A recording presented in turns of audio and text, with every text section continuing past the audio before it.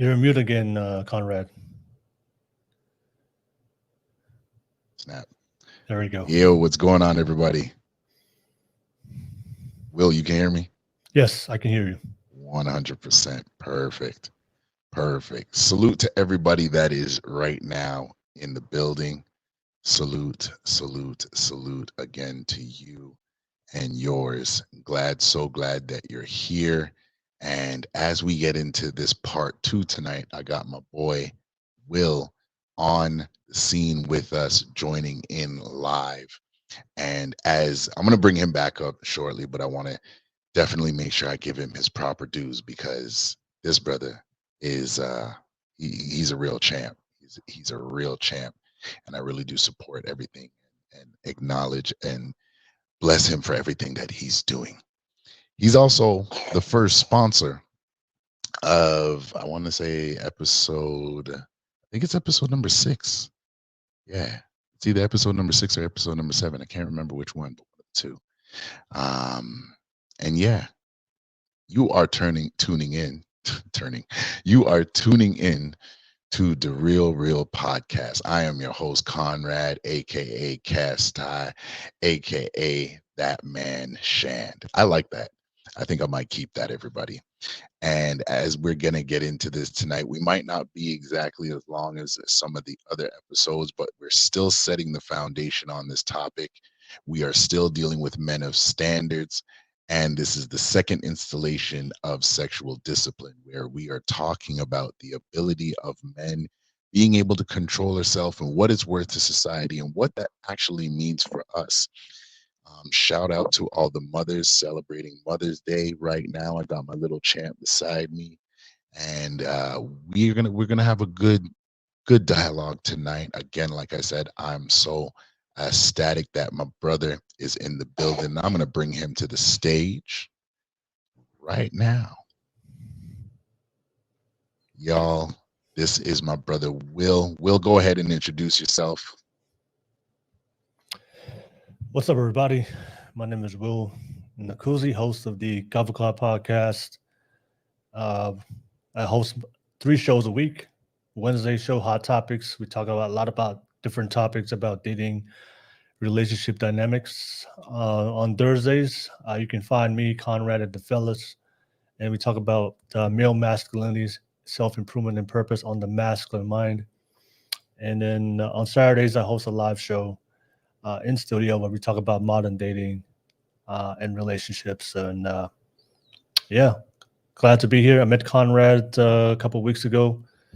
Definitely saw that we had the same type of mindset and values. And that's something I always preach to a lot of young men out there. Find men who have the same values and visions and things that's going on in their life, and to build a good circle around those types of men. So excited to be part of this podcast. Great topic. Shout out to the live audience watching this right now, and let's get it. Yes, let's go. Hold on, everybody. My little guy is he's changing seats.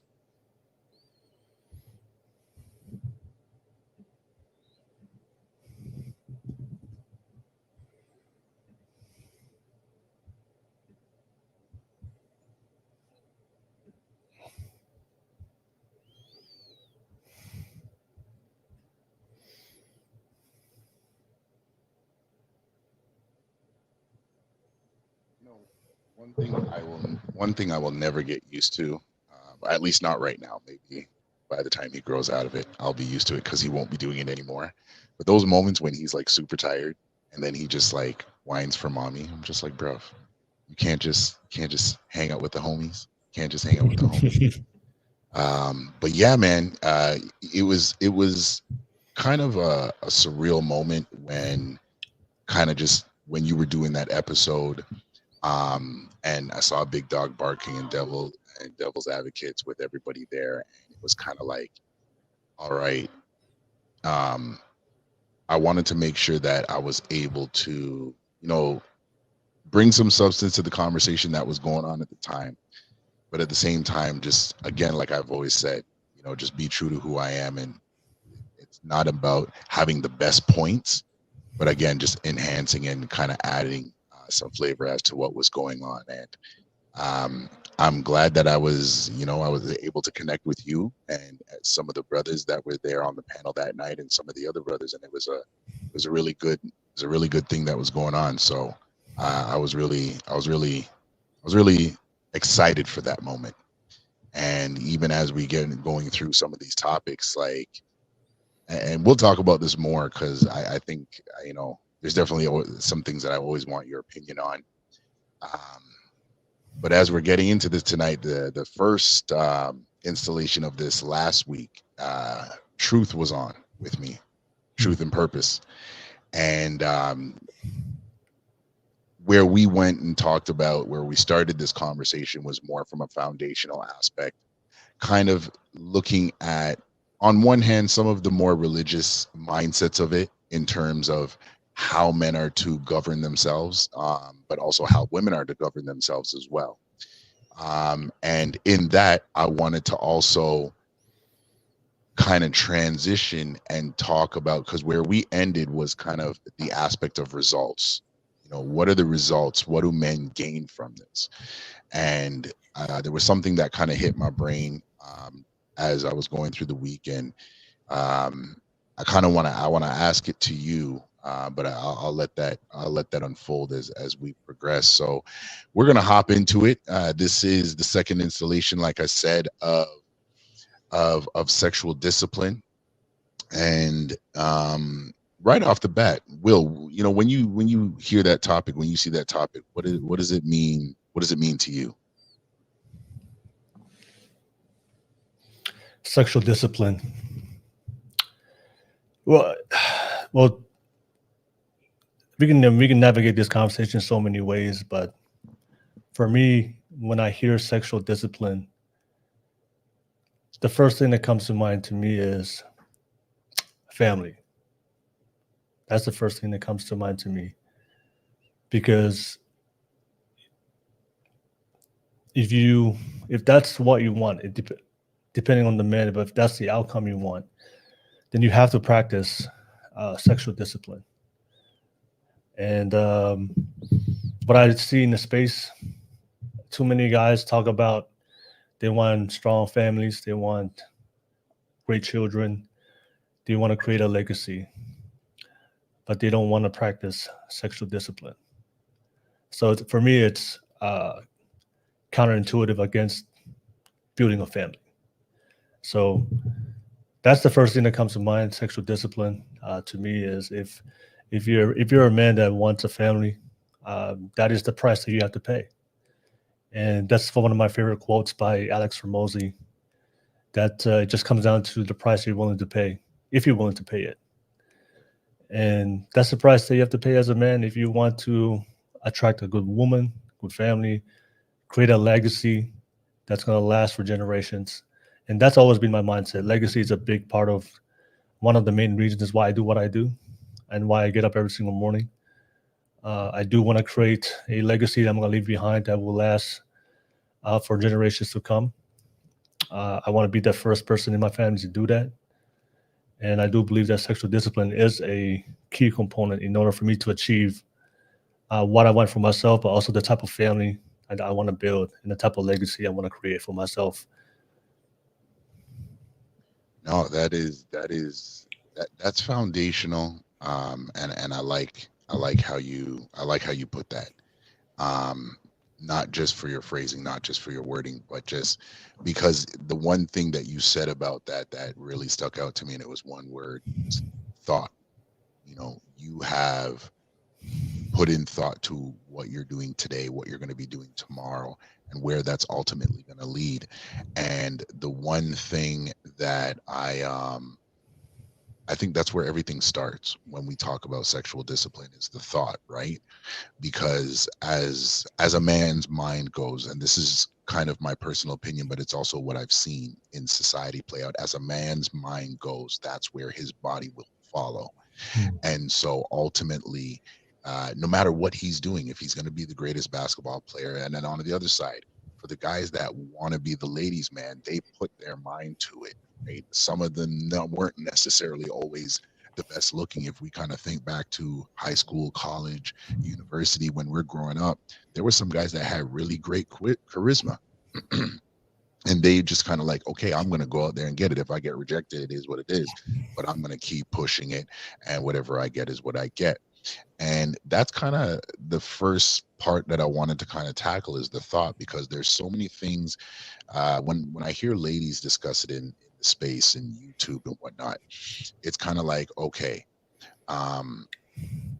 where, men kind of have this thought that if they're the man, the more women they get, they're the man.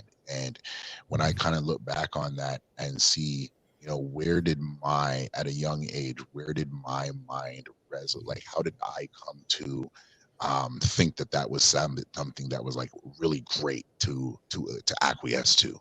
Where did I get that thought from? And so between music at that time, music videos, and then as I grew up, coming out of grade school, high school, college, like, it was always the same thing. It was like, okay, you got the charisma, you got the showmanship, and you have a little bit of handsomeness and some cuteness, and you dash it off. And then, like, I'm 6'3", so it's just like, okay, tallness, being tall makes everybody kind of look at you in a different light. Some guys are naturally going to want to pick on you and test you to see if you got a backbone, and then the girls are going to want to see if you're that guy to some degree, or who you are. They're gonna give you certain privileges that they're not going to give to other guys that don't match up to a stature standpoint. And so learning how to kind of make all those work, I was under this thought that I was like, okay, yeah, I gotta go get it. Because first, to the guys, I can't be one of the guys if by this metric I'm not vetted. And the only way to be vetted in this case is to have other girls speak about me in this light. And I was cool with that until the day I woke up and I said to myself, I have deceived myself, and I've allowed myself to be deceived. How did you feel about that? What were some of your I don't want to say triggers, but what were some of your points for being able to navigate, being the man, being a ladies' man, and kind of, was it time wasted? Was it you were trying to prove something? Were you acquiescing to the moment? Like, what was that like for you? To be honest, Conrad, you're a lot better than me, but I never saw myself as a ladies' man. I would say that I've been blessed with very good genetics from my Pacific Islander parents. Tongans. We got some good genetics. Yep. Polynesians. I'm 6'3.5". I was pretty tall in high school. So from just from my natural genetics, I've always had girls attracted to me. I was never the pursuer type. Okay. So it was just natural for me to just, I saw some girls, there was always, they came my way, had a conversation. I grew up in a very religious family, very traditional, right? So the lady going out there pursuing women and chasing women wasn't something that was part of my thought process, right? But just like every young guy, we did think about girls, and I just found myself that there's some girls that were attracted to me, and they came my way. Of course, I played football, did all the things that guys do, so that helped. Being on the football team, play football in college, that helped. Being very disciplined because of football, making it to maintain a very strong, healthy body, being in shape, that definitely helped. Being a Pacific Islander, I don't, for some reason, girls love that shit. Y'all are the cream of the crop, man. You guys got that borderline. Y'all in the Samoans. I call it the pretty blood. Y'all got that pretty blood. The girls like that. The brown guys with the long hair. They see that long hair. It's a kryptonite for a lot of ladies out there. So, yeah. So as far as yeah, I've never been the ladies man type to go out there and chase girls and get girls. Um, I never had a problem with attracting women. So, but I just to respond to something about your thought process about why a lot of guys, when we see guys who attract a lot of girls or with a lot of girls, that we have this, we call, we say that guy he's the man, right? Hmm. If that guy has the social proof of a lot of girls giving him attention, he's always around women. I think for me is I think from guys because as men we operate in a hierarchy system. That's how we operate in society. It's based on a hierarchy. So I think when we see guys who are getting attention with a lot of women or being with a lot of women, as a man, I think for most guys, especially the guys who are very young, we understand how hard that is, Yeah. and women don't understand that journey, right? Because they get to pick and choose who they want. But that's why guys, for us, when we see guys who are quote unquote the ladies' man or are very successful being with women, or a lot of women flock towards those types of men. The average guy, we understand how hard that is. So Hmm. there's a for us as men move up the I like to call it shout out to Jordan Peterson. He calls it the competence hierarchy. For men, we have a competence hierarchy, right? So as we develop our competence, we get to improve our social status, and especially when it comes to our income and the things that we do, that we provide value back to society. So yeah, when we see guys who do well with women, most guys just have a level of respect. Like that's something that most guys struggle with. So we just have a deep mutual respect. Man, that guy's getting it. Like, he's doing it. He's out there getting talking to these women. Getting successful results with these women, and most guys don't experience that at all. So we have a mutual respect for those guys who are being very successful and rising up in the hierarchy to be the type of men that a lot of women would want to be with. And you see that right there. Um, that has a lot of influence for younger guys, the average guy. Yeah, Doesn't matter where you are, whether you are, whether it's in school or it's in society, because even when you get into the workplace, whatever that workplace is, yeah, it could be something as simple as Foot Locker, or it could be the corporate world. yeah, There's always a handful of guys yeah, who have their own niche, and they're able to have women acquiesce to them, hmm, right? I'm Tiffany's in the building. I want to salute to her before we go any further. Gas Mask is in the building. I've got one of my really good friends, um, good brother, and hopefully one day he'll agree to come on the panel, because he's another brother that um, storied past, but he's a man's man. He's as Paulo would say, that real chest hair. just her shit. He's a man's man, and so I'm hoping one day he will acquiesce and come up to the panel. But for now, salute to you, brother LJ. Um, Thank you for all the support, especially in the work that you've been doing behind the scenes without me even asking. Um, and that's a whole nother topic. Salute again, Tiffany, and Will. You'll see, like, over here, Tiffany is like, she my number one Okay. in terms of like that support. Like, she's a really cool sister, and um I'm hoping she's listening to this for what I'm about to say. Tiff, you're not allowed to get married unless I vet the guy first. So yeah, so uh yeah, we got to make sure that you're set up right, and that we make sure you're taken care of. No half stepping, no settling, no problems. But Yeah. just in case you might have a problem asking some of the questions that need to be asked, or saying some things that need to be said, we got you over here. We brothers, I got you over here. So I just want to say shout out to Tiff, Gas Mask, LJ, Just and those who are just gonna tell come Tiffany. through. Just Say just what? tell, just tell Tiffany to bring her guy over to the Mastermind. For real, Let for real. let us put in some work. Oh, for sure, for sure. That is what's up. Yeah, and so let's jump back into this because I like where we're going so far. The aspect of the social proof, Yeah. that is big. And see, now this is where I want to talk about genetics because um a lot of times that's glossed over in this day and time where they talk about, oh, like you said, the 3 6s, 6 figures, Yeah. 6 inches, Yeah.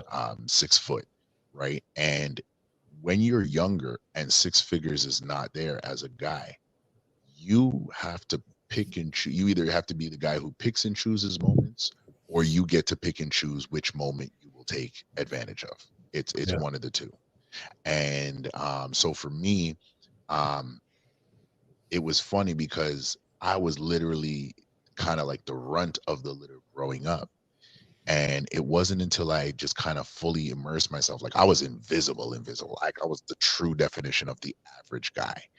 Yeah. And so I was definitely just saying, okay, if I could even just hang out with the homies and them accept me, I'm cool. I wasn't even thinking about the social proof that was going to come Yeah. from girls because I was hanging around the homies. And it wasn't really until I moved to Toronto to when I saw um, like what that kind of cachet looked like. And I remember stepping into, finishing my last 2 years of high school. And when I moved into Toronto now, I'm 18, living by myself. I'm probably the only guy that has his own apartment. And so, like, there's a certain designation of people that are going to come back to my place after school. And I wasn't the man, but these little things made me more appealing.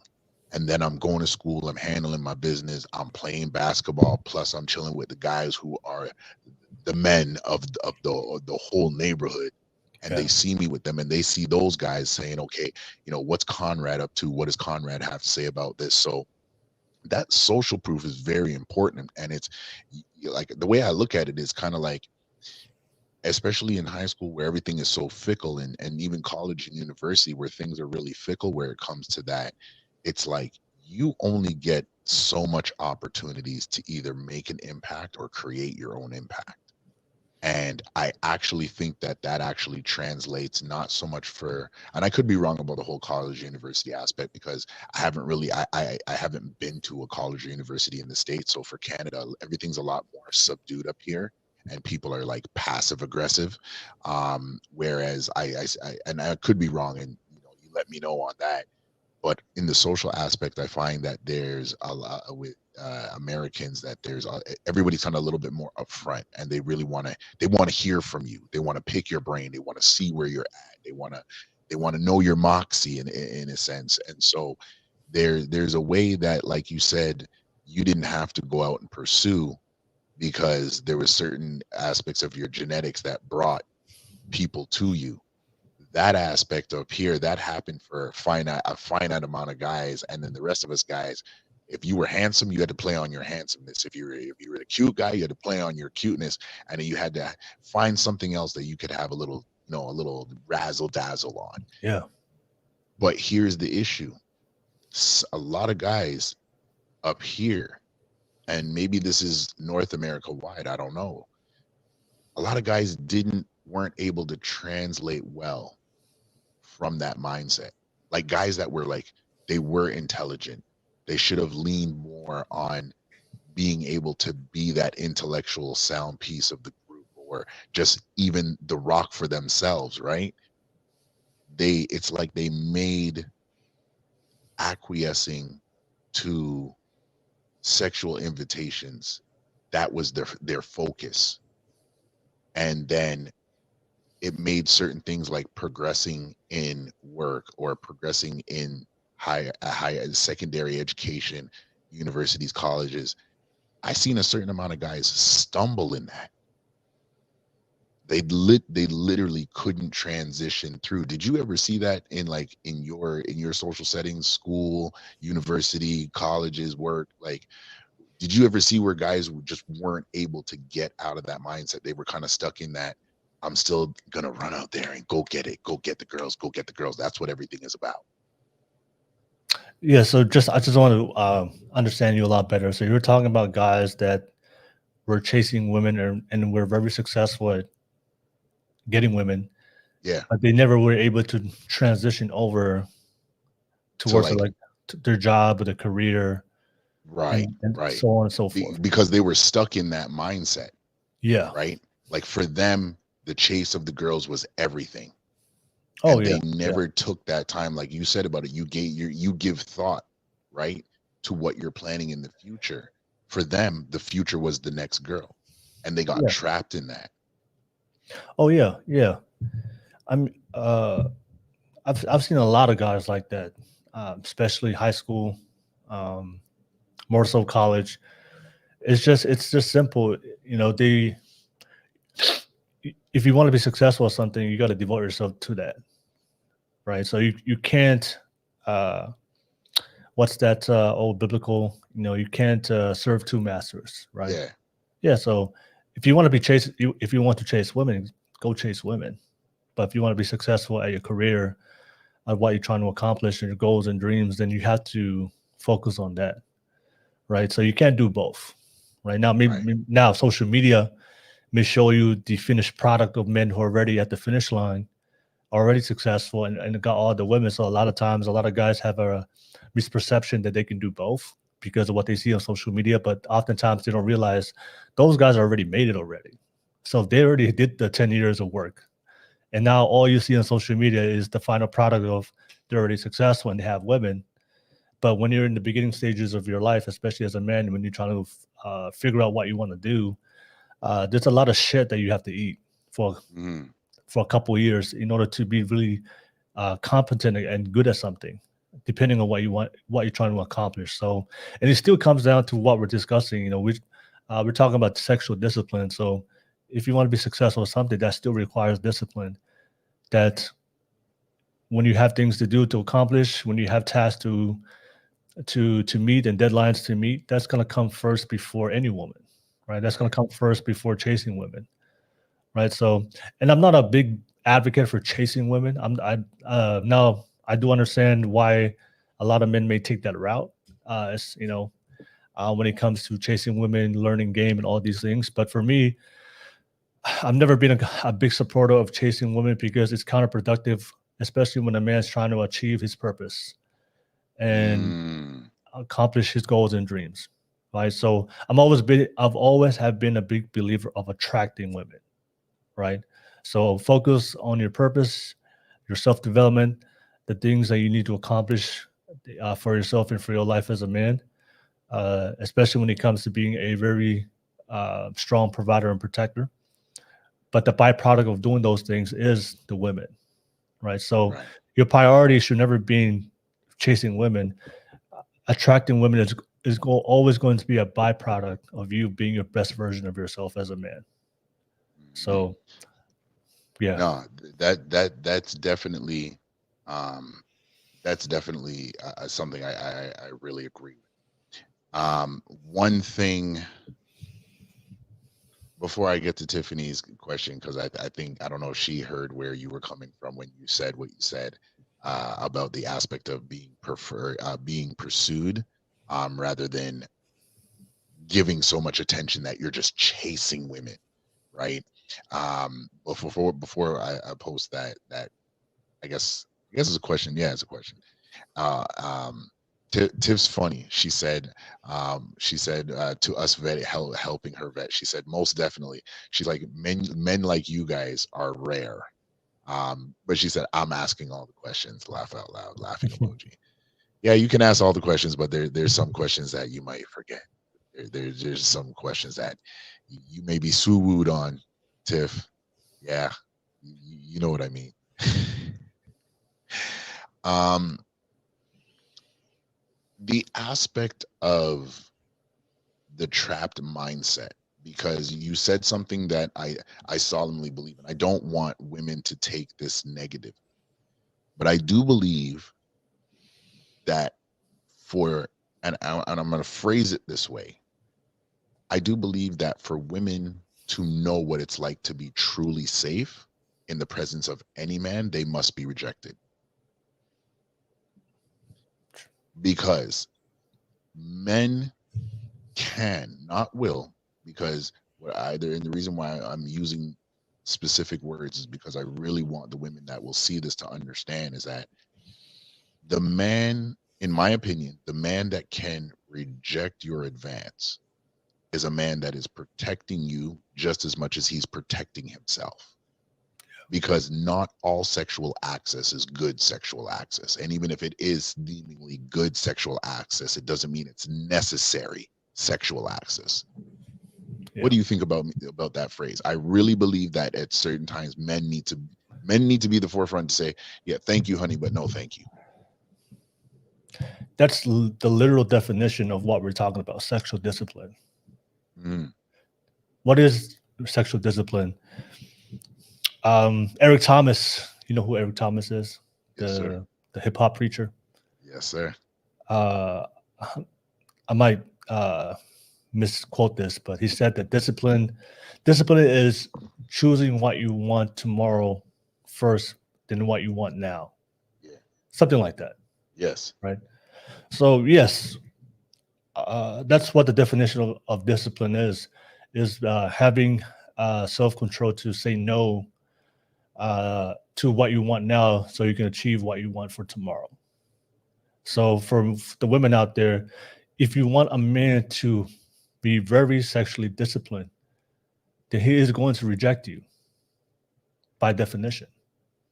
He is going to reject any type of women or any type of advances from certain types of women that doesn't align for what he's trying to achieve for himself and the outcomes that he wants for his life. Mm-hmm. So he's going to be very selective if that man stays true to his values and his standards. So he will reject a majority of the women because he's only looking for one, especially if the man is looking for monogamy. So he's going to reject 99.99% of the women. And then there'll be a small percentage of women that he's going to entertain to see which one he wants to choose from. But yeah, that's the definition. So if you want a man to be able to be sexually disciplined, I think it's a green flag for women. That if you pursue a guy and he rejects you, that's a good sign, right? That this man has sexual discipline, especially if you're trying to get sex and he tells you, I'm sorry, honey, I appreciate the offer, but no. So I guess this is me now. Conrad just I think he's gonna log back in. I think he's having some connection issues for everybody that's watching. But I guess I'll take over as a host right now. So what's up, Gas Mask? I see Gas Mask on the live chat. I appreciate you guys for watching so far. But yeah, it's a good conversation. We're talking about sexual discipline. But yeah, men who have sexual discipline are usually men that have certain values and certain standards that they live by.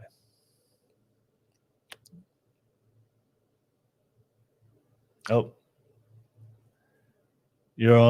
I can't hear you, Conrad. Okay, I don't know what happened there. Literally, brother, the internet's been messing with me since yesterday. So everybody, I do apologize. Yeah. But I didn't catch the last bit of what you said. Recap that for me. Now, what I was saying is, men who are very disciplined, they usually live by a certain standards, right?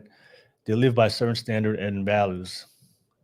Men who are very disciplined, right? That means they have figured out the things that optimizes his life as the best.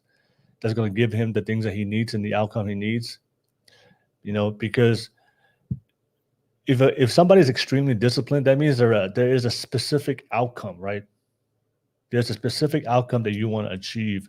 And that is the only reason why anybody would be extremely disciplined in any facet of life, right? Right. So whatever the outcome is, if you come across a man that's very sexually disciplined, that means that man has a specific outcome that he wants to achieve, right? And he understands that by being promiscuous or lacking sexual discipline, he understands that doesn't benefit him long term for the things that he wants to achieve, right? Of course, I would love to have sex with all the women that give me the advances. There's some good looking women out there. For I sure. would For love to. sure. I would love to take advantage of all the opportunities I get. But at the same time, I have to ask myself that question: Is that going to be productive for me to get the things I want specifically for myself and what I want to achieve? And that question is no.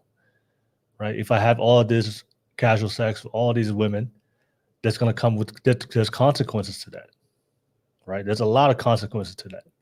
So as for myself, I consider those things. I think about those things.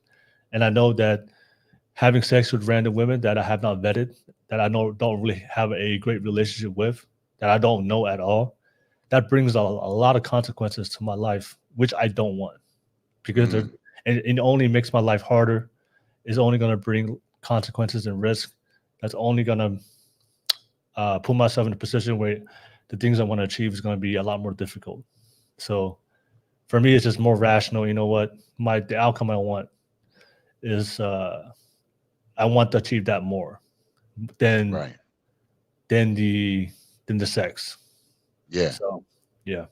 And you see, I like how you said that, because you wanted to achieve that more than the sex. And that's where I think the first aspect in somebody who is not sexually disciplined dealing, and specifically for this part right here, focusing on men, is because we have been socially conditioned to thinking that sexual access is an achievement, and it's really not. Yeah. It's really not. Like, and I had to say this to myself before I could ever, I've been saying this to myself for over, I mean, I'm 39 now, so let's say over 20 years. And it was like, when it's I don't want to dumb it down and say it's PNC, but it's one of those things that, like, I was like, what did I gain from this interaction? So what? Like, really and truly, like, this is how far my mind went into it, Will. It was like, okay, she's smiling, I'm smiling, I'm going to leave, and I'm going to literally start thinking about, okay, what's next on the docket? Like, what is the next thing that I have to go to accomplish? What is my next task? And I'm not necessarily thinking about the next woman, but there was days when I would literally get up and I'm leaving, and I'm walking down the street and yeah. And then it's like, oh crap. Like, what am I supposed to be accomplishing? So this underlying thought came to me very quick, and it made me question a lot. This is what actually put me on the search in my mind, to have or build mentally the archetype of what a man should be. Yeah. Right? Because I had to quickly acknowledge the fact that I couldn't keep looking to people around me to kind of say, okay, this sexual chase has its place, and it'll forever be there, and it's forever going to be fun. Like you said, the more I noticed that there was a separation between the guys who lived based on sexual achievement, Yeah. and there was a difference between the guys who were actually just achieving in life, and they were very different. And the older I got, is the more you would see that there's a gap between the two. And so I actually want to kind of put it here. I'll throw this question out to you, Can and I'll can throw I this add question. something? Can I add Yeah, something? go ahead. Yeah, go ahead. No, I want to say this to a lot of the young guys, because social media convinces a lot of guys that there's a lot of glory when it comes to sleeping with multiple women or going out there and getting a lot of women, right? And we hype it up on social media, and we give so much attention to those types of men who are making content saying, I had I have a 50 body count, I have a 100 body count, I have a 200 body count. Shout out to Damien. Um, I mean, we see guys on social media saying they have 1,000 body count. I may have to question some of those guys, right? But there's this big emphasis that the more sex you have, there's a lot of glory in it. And I have to say this now. I'm not saying now I was at that type of level, but I had had decent success with girls. But thinking about if I had to think about all the sexual encounters I had with random women, it did nothing for my life long term. I got pleasure from it, yes, Right. but if I wanted to say it from a perspective, did it really add value to my life? Did it really make me a better man? Did it really push me forward towards the things I was trying to achieve? If you look back at it, it really did it. Mm. It was just a sexual biological release, and that was it. Yeah. Now, maybe I may have felt some satisfaction for a moment, high five my buddies, but after that, it was over. Yeah. Back to reality, back to life, back to the shitty job I was working at that time. Mm-hmm. Right. So this idea that we see on social media, these guys around girls popping bottles, the fireworks and the girls, all these things, that's just a facade, man. That's not reality. And also, if you saw, what's that guy's name on IG? The guy that with all the girls, he's always walking with a bunch of girls. He's the in Vegas gambler. Daniel Oh, Dan Bazarian. Is it Dan? yes, yes, Yeah. yes, yeah. I don't know if you saw a recent podcast. He even said that if he had to give advice to men, just get one girl, just get one.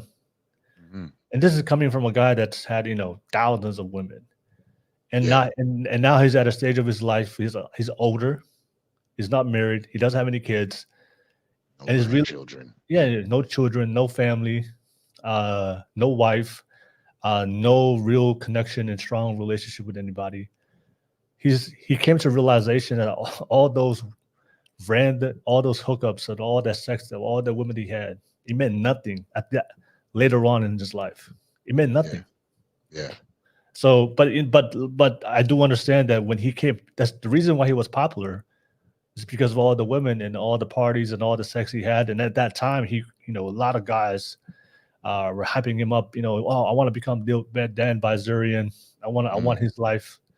But I just want to say this for all those guys that having sex with all these women, if you really have a conversation with the guys that have gone through it, I promise you, most of those girls, it did nothing to better that life of that man.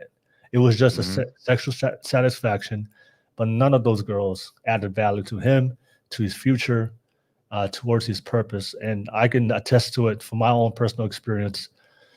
All the all the girls that I had encounters with in the past, if I was being honest right now, it did nothing for me to better my life and me as a man, a Right. man. So it's it's not something we should glorify. It's not what we think it is, especially for the young guys. We have when we're young, we have so much testosterone in our system, so we just want to release it. I understand the sentiment of why a lot of guys think that's the way to do.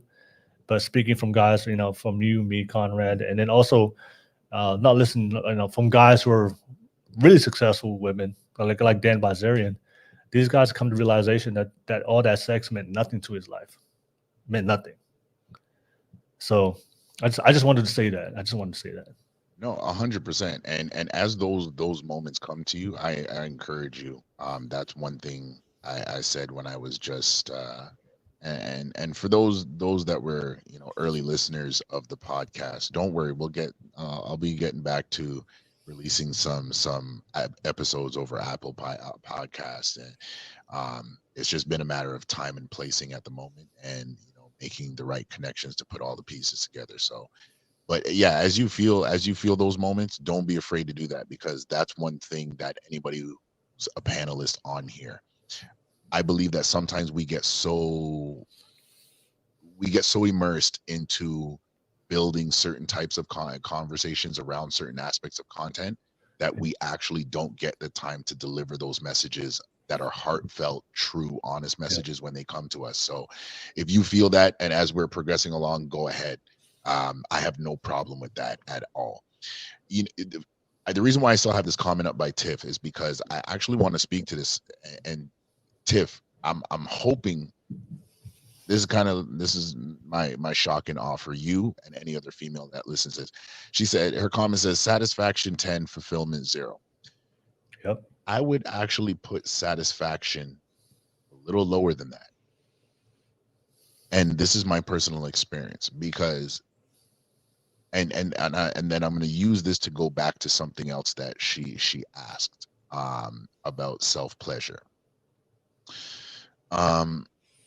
There were many times where I left a female's house and I was like, what the hell? That was actually a waste of time. Why did I do that? Like, I was actually pissed at myself. Yeah. I was like, I could have made how much hundreds of dollars in this, because and like being the average guy, Tiff, let me break this down, okay? The average guy, we got to spend time.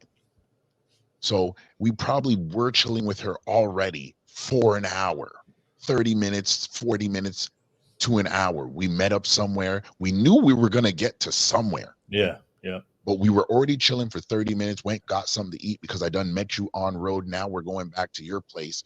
Now we still got to take time to, I don't want to seem like a creep, even though I know what I'm trying to get to, and you know what I'm trying to get to, and you know that you're going to say yes because you've already mentally said yes, or I know I wouldn't be here. Yeah. But we're still playing this little stupid song and dance of the next 40 minutes. We're going to try and make it look like some old R&B love video.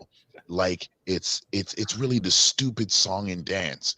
And like, for me, it wasn't too much of an issue because I used to always have like, I always, and this is back in the days of CDs.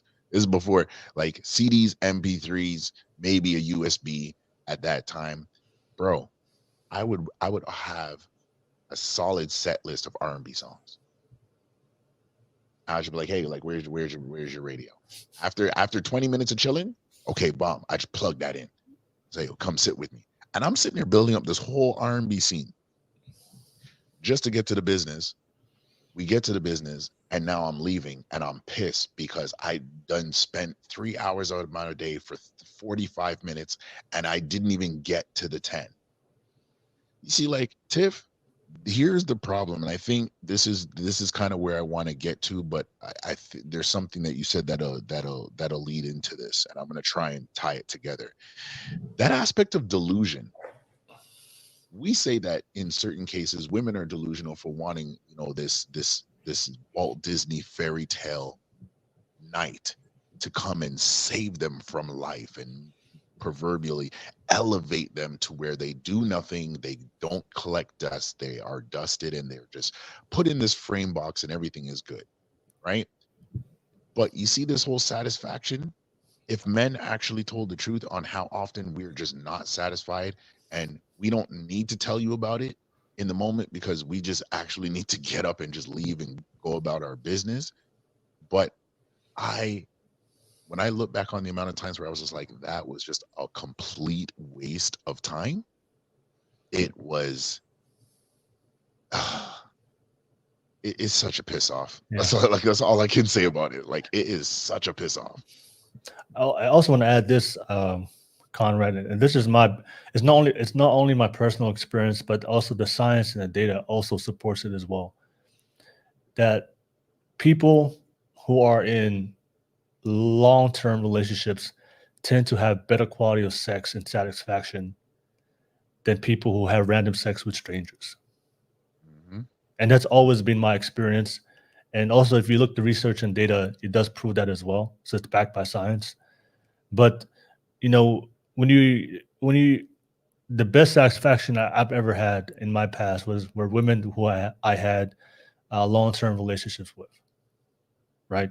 Because not only we're physically intimate, but we're also emotionally intimate as well, right? So that connection and that satisfaction is a lot deeper. You know each other.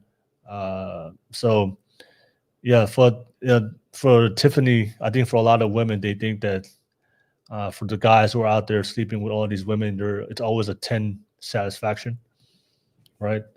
You know, um, but not that's not the case. And you just brought up a great example. There's a lot of times where as men we do dumb shit. You know, we sacrifice things that we need to do to get some, to get some booty. And that also hurts us a lot more, and we end up leaving the situation. Why did I just waste my time when I could have done something productive? Especially when you miss something purposely that you knew for a fact that was going to be productive for you, but you decided to go and try to get some booty. But yeah, that's why for me, I've that also helps my sexual discipline as well, because in my experience, uh, being with random women, I've had some scary cases. I won't go into full details, but I've had some, some situations where I felt like that I almost thought I was going to be the father of somebody's child. Yeah. I'm glad that didn't turn out that way. That Yes, wouldn't sir. I wouldn't want to be with that woman anyway. But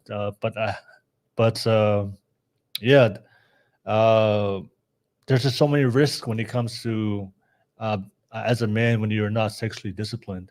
And you just see this not only in your own personal life, but you see so many men, men with status, men with power, men who have sacrificed their lives to achieve and build a legacy, and that legacy is torn and destroyed because that man lacks sexual discipline because he had sex with the wrong woman.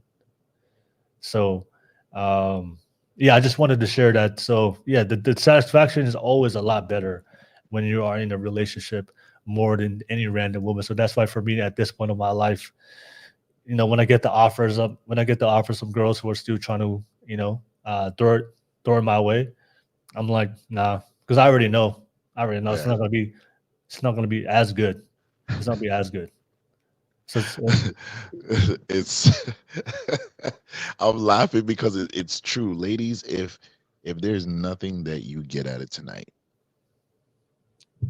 there are times, and if you talk about men being honest, if we men were ever completely honest with what we think and we feel, there would be laws outlawing men from saying that. And I'm not talking about depraved thoughts. I'm talking about, hey, how do I look in this dress? Do you want the truth? Or do you just need me to give you a slight objective reality? Like, what do you want me to really do here? And Tiff, you asked a question, and I'm gonna try and clean up a story to give to you guys. Um, that in this, Tiff said, is self-pleasure, especially aided by adult film content, also just as damaging as careless sex? In my opinion, yes, it is. Will, what say you? it's still damaging, but I think it's more damaging from a hormonal psychological level. But I Mhm. would still say that the careless sex is a lot more damaging. A lot more damaging than the self pleasure aided by adult film content. Right. And I'll agree with you on your point. Actually, you said it like that. I was leaning the other way, but I'm leaning your way. But I think one feeds the other. And the other is like there's like a lion and then there's the dragon, right? The Okay. careless interaction person to person, or person to persons is way more damaging than the media content. Yeah. Yeah. But I think the media content feeds that dragon of the person to persons. And I'm really gonna try and clean this up with as minimal details, but try to land this. There was a girl at one time. I was clearly much younger than now, for the context of this story, and I did not meet my wife. And I'm pursuing her, and this one year, she decides to say, okay, cool. She acquiesces. Now, upon interactions, she says, hey, how come you don't release. I was like, pardon? Yeah. She was like, how come you don't release? You're kind of making me feel cheap by not releasing. Yeah. And then she goes, well, all my other boyfriends really. Now, I want to paint this picture. Hey, commit to me, love me, cherish me. But we have a problem because I didn't do what the other guys did. And so now I'm sitting there listening to this girl and I'm like, explain. She's like, well, like, what do you think I'm dirty? Do you think I'm not a nice person? And I'm like, her mind, she's delusional. Like, where did you get this type of thinking? Then she goes, well, I'm protected and I know my cycle. So you're fine. You know what I attributed that to, Will? What? I was like, you ever seen men lined up to go to a homeless shelter? Yeah. Imagine all of those men have never bathed, they're not tested for any living on the street, and they're not just lined up at that same one shelter, but they're all going to the same pot of soup using the same ladle from the pot of soup to their mouth. Yeah. I want to paint that picture vivid. That's disgusting, right? Yeah. That's how I felt when this girl's and she doesn't know what's going on in my mind. Yeah. But everything she said to me, that's what she made herself look like to me. Needless to say, 12 hours later, I broke it off because I was just like, I'm like, if I tell you the truth, you will cry. I don't want to hear that. So it's better for me to just break it off with you.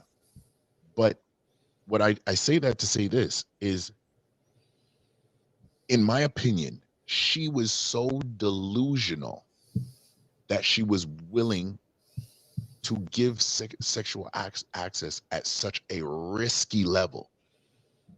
Like, I could not imagine my daughter saying that. Now that I'm a father and I have a daughter, I would lose it if I ever overheard that conversation. And this is why we're having this conversation about sexual discipline.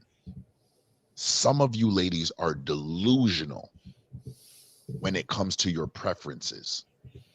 And you do not realize that your preferences alone are putting you in harm's way. And to further what Will said, yes, to all of you young men, this is why we need to acquiesce to, I don't want to say extreme and make it sound tyrannical or cultish, but we need to acquiesce to a high degree of sexual discipline. We've touched on one part, Will touched on it, about possibly becoming a father before time. I'm kind of spinning it to you along that lines, and then I'm adding into just the risks of STDs. But Tiff, to answer your question, in my opinion, adult film content furthers. It's the lion, the careless act that, and this is a question I want to ask your opinion on in a second. The careless action of thinking that it is okay or it's a good thing, it's an achievement to run out there and be this promiscuous or that open is delusional. And this is what I really want to ask sometimes women when they're on panels and they say, well, men did this for years, women can do it too. I'm like, do what? What are you trying to do? Because there's like you said, we're getting to this place where we're like, honestly, being this accessible or being this intimate for extended periods of time with extended amounts of women, it's actually not doing anything for me. In fact, I've come numb. I don't even get an excitement just based on the fact that she said yes. Gasman said, ironically, there's a stigma with sexual discipline. Yes, and the stigma is centered around it's always seen as this retaliatory this retaliatory outcome from men trying to down women. No, no, no, no, no. We're not trying to down women. If y'all want to be out there and do what you want to do, that's completely on you. You're going to have to answer to yourself for those actions and those consequences. But for men, we have a responsibility to literally say it is imperative that in our prime building years, that we are actually building, we're getting knowledge, we're learning how to expand our intelligence and our skill set to be rounded foundational men. I would say men of infrastructure. I said this, I remember the first time I started going on panels, Will, I said this, and I said, you don't see prostitutes, they don't make laws and they don't impact laws. They have no impact on society. True. So to sit here and glorify this action, my brother Sharon Bracey is in the building for the first time. Well, actually, it's not the first time, but he's in the building. Salute to you, sir. Salute to you, sir. You know what? Give me 1 second. Let me see it, because if he wants to come up, I definitely would love for him to come up. I'm going to post this in the chat right quick.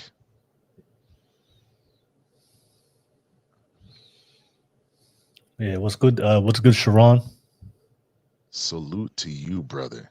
I am so glad that you're here rocking out with us. And we're going to get to some of these comments in a second. 1 second.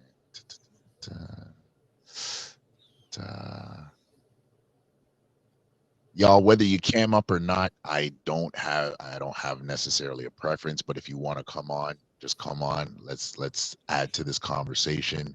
And blessings again to you, brother. Yeah, it's when I say it is necessary for men to understand, especially young men to understand, that they have to balance their time and to acquiesce. And I keep using that word because for me it's a strong word to answer to. Yes, to say yes to the moment, to say yes to these moments all the time, and you're not getting anything from it, and it's like, again, it's another drug. Except here's the thing, you're exchanging a lot more than you're actually getting in return, because you do ultimately get to a point where you have to multiply and multiply and multiply the number of the experience to be able to even merely pacify you. I've seen guys wreck their life, and the day when it all comes crashing down, they were like, I wasted so much time. Yeah. I wasted so much time. I wasted so much money. I could have been like, these are guys that are in their 30s now saying, I could have been further in life. I should have been further in life. And this is why, for DaRealReel and the brothers that I'm trying to connect with, is because we are trying to work and really have the necessary conversations with other brothers and with sisters to say, hey, men and women, like, we do need to reset and recheck our foundation, because if we don't, continuing to think that, for ladies, because men do it, you can go do it too. Okay, well, we did it, and we're now saying that we wish we didn't. So what do you all have to say? Like, I couldn't be a woman knowing that for 30 seconds of interaction, I could get pregnant. But I do understand why a lot of women think that way, because I've had multiple podcasts before, and Apollo Festival was there, where a lot of women would advocate for promiscuity because with that very stance that you just mentioned, right? If the men can do it, why can't we do it? And I believe one of the main reasons why women fight so hard for promiscuity is because of that double standard that oftentimes, as a collective, most men would glorify the man who gets a lot of women, and they would criticize and shame the women who are promiscuous, right? Mm. Yeah. What I believe what needs to change and what needs to shift is, as men, we need to hold men more accountable and make sure that we live by a certain standard that, hey, if we want to be known as good men, if we want to be known as good husbands, build strong families, then we have to speak against promiscuity, and we have to be Yeah. against that, right? I'm not against. I'm against promiscuity from men and women, right? But we don't hear that message a lot from men. Oftentimes, when the conversation of promiscuity comes on panels, when it's discussed online, a lot of times the guys would glorify the guy. Oh yeah, the guy's getting women. Hell yeah, that's a good guy. And then they'll just trash, shame the girl that's promiscuous. And for some, for some girls, for some guys, if a girl sleeps with, say, one guy, she's a hoe, just because she slept with one guy or two guys, right? So that's where a lot of women, uh, that's why they fight so hard. And I've had conversations with women about this topic, and once I mentioned in the conversation, look, ladies, I just want to let you guys know I'm against promiscuity for men. I don't believe men should be promiscuous. I don't believe women should be promiscuous if the outcome is you want is for family. If you want to create a legacy, if you want to raise good quality, healthy children, you want a good relationship. If that's the outcome you want, then for both men and women, um, it's not conducive. That type of behavior is not conducive for that outcome. And not only my own personal experience, but the maybe Paulo can bring it up, but there's data now that shows that men who are promiscuous, they don't do well in relationships. You know, Mm-hmm. they suffer just as much as women. So Yes, sir. that's why a lot of women are fighting and trying to defend promiscuity, because they don't see the men defending it as well. So Right. so we're okay with our buddies. I mean, if our buddies promiscuous sleeping around, so we'll high five them. But then when we see the women do it, then we try to shame them. And I believe if more women saw men step up and say, "Hey, we're men of standards, we're men of values, we're men of family. Uh, we want to protect that, and we want to help both the men and women to align in that type of outcome." I believe would more women would be against and would stop defending promiscuity. And what I found in panels having discussion with ladies on that topic, as soon as they found out I'm against promiscuity when it comes to men, then they finally be like, oh, okay, like they finally stop defending promiscuity because they saw that Mm. it's the same for me. Yeah. So as long as men continue to support and justify promiscuity for men, then women defending promiscuity is never going to end. That's That's facts. why. That's why. That's facts. It's funny you actually said something, Paula. Before I'll get you in because we got to get your introduction. I'm not even. I love it when my brothers come together. I love it when I see my brothers. Real man, real Yes, chest sir. hair. Just your shit. Chest hair shit. Um, Gas Mask said something that I actually want to touch on for a minute, or a couple of seconds, anyways. He said, I've unfriended dudes who all they do was brag about sleeping around, but weren't really doing anything else or had anything to really talk about. And this is something that, to any of the ladies watching, Tiff, anybody else, right? Now, I don't know if you guys have experienced this within your own social circles, but I've been that guy where like, I've been like, oh, you girlfriend, you used to talk to him? Okay, no, because I know how he gets down. And that's been my own boys, and they've been like, yo, dog, like, you trying to diss me? I'm like, no, no, no, I'm not dissing you. I'm telling you to your face, you're reckless. You have to remember, I'm your boy. So in some way, shape, or form, here's your gut check too. Here's your wake up call. Here's your coffee black, no sugar, no cream. You are reckless. I deem that as dirty. You're still my boy. You need to fix up. But girl, I ain't touching you because you moved like that with him. which shows me that you don't have no discernment about the individual that you're rocking with. And for some of those guys that I've held accountable like that, they're not around me today. And ain't no crying tears over here, because at the end of the day, two really can't walk unless they agree. I've been in circles where we're supposed to be doing business, and all you hear is boom and yelling. Walking up, and here's somebody's old girl cussing him out in the middle of a meeting when we're supposed to be doing business. And I'm having to sit there looking around like, okay, whoever the situation belongs to, you and it gotta leave. Yeah. Like you gotta leave. Like even when I was just getting started, when I literally was sketching the logo for DaRealReel, there was two people that wanted to work with. This one girl, she had a lot of connections in the city. Her father was well accomplished. He worked for one of the TV stations. They were connected to certain people that played for our Toronto Raptors basketball team. When I say well connected, I mean I couldn't have found a better connection to another connection to another connection.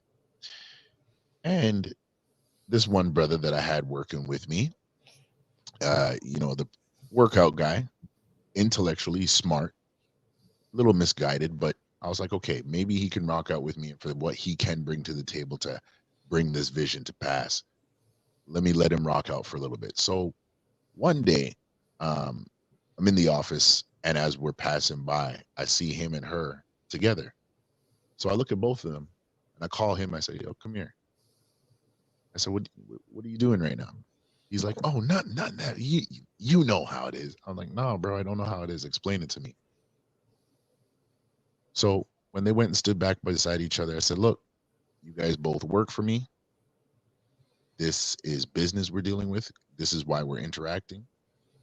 I said, if you guys, because of your interaction, mess up the money, no, we're not going to do that. I said, no, I don't need you to talk right now. But listen, if by messing with you, y'all break up and she starts crying and no longer wants to work with me because to her, me and you are friends, you're cut out the business. I said, to you, if you enter into an emotional vortex because he ends up being a jackass, you're cut from the business. As much as you bring a lot of connections, I'm going to have to stand on that code, and it is going to hurt me if I ever have to get to that day. 1 month later, I called it. Now, luckily enough, I was able to secure certain connections that she had and kind of made sure I had meetings behind the scenes to secure certain things. But this is the next thing that I sincerely believe that all brothers need and women need to find wise counsel. I don't know if it's as accessible for women as it is for men, but I really believe that all brothers, you need to link with other brothers that are wise, that are grounded, that are principled, that are sound in not in the doctrine of their life and how they go about accomplishing things, as Will said earlier, to build about legacy. What is the next move I'm going to make? I don't mind if all of us is wearing stuff from Walmart or Target as long as we are moving forward. Because trying to have the best of the best and look the best of the best and trying to be with the people that we think are the best of the best, a lot of times we're going to spend and invest a lot of energy into that. And by the time we really look up at one day, it's going to be like, I don't have anything to show for all the time and all the energy and all the money and all the access that I invested in. And I'm going to sit here and regret it. And ladies, a lot of you, despite the money you're making nowadays, despite the advancements, despite the degrees, a lot of you, when you get on these panels, this is what I hear. I don't hear the woman that's successful. I hear the woman that is saying I'm successful because she regrets about how much access she gave up. whether you got married and divorced, whether you got 2 baby fathers, whether you have 1 baby father and he left you with 3 kids, whatever that situation is, I'm hearing success as the proverbial tissue for regret.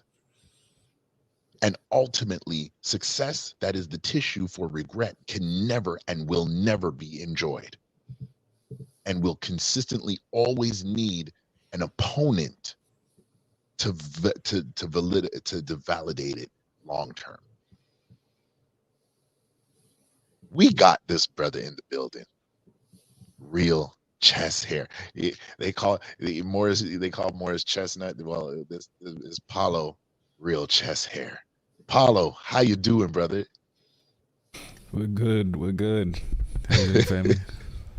Oh man, I'm good. It's funny. I didn't expect to see you in the chat. You know, it's funny. You supposed to be off conquering the world, building towers and new worlds and stuff, and yet still you find the time to bring us the Jedi. Trying to find the time, but here we are. Well, that's good, brother. I'm glad to see you. I've been even when I just see you in the chats, I'm always glad to see you. Yeah, man. We're talking about sexual discipline right now. We're kind of at the juncture of how this affects the mindset of men and that realization of kind of waking up. And you've been here in the chat. So what do you think? What's your thoughts on just where we are in the topic and how the mindset of men and women as it relates to sexual discipline? I actually saw you had a really good comment. I'm actually going to back up to it. That wasn't it. No. It's the one with all the fancy words.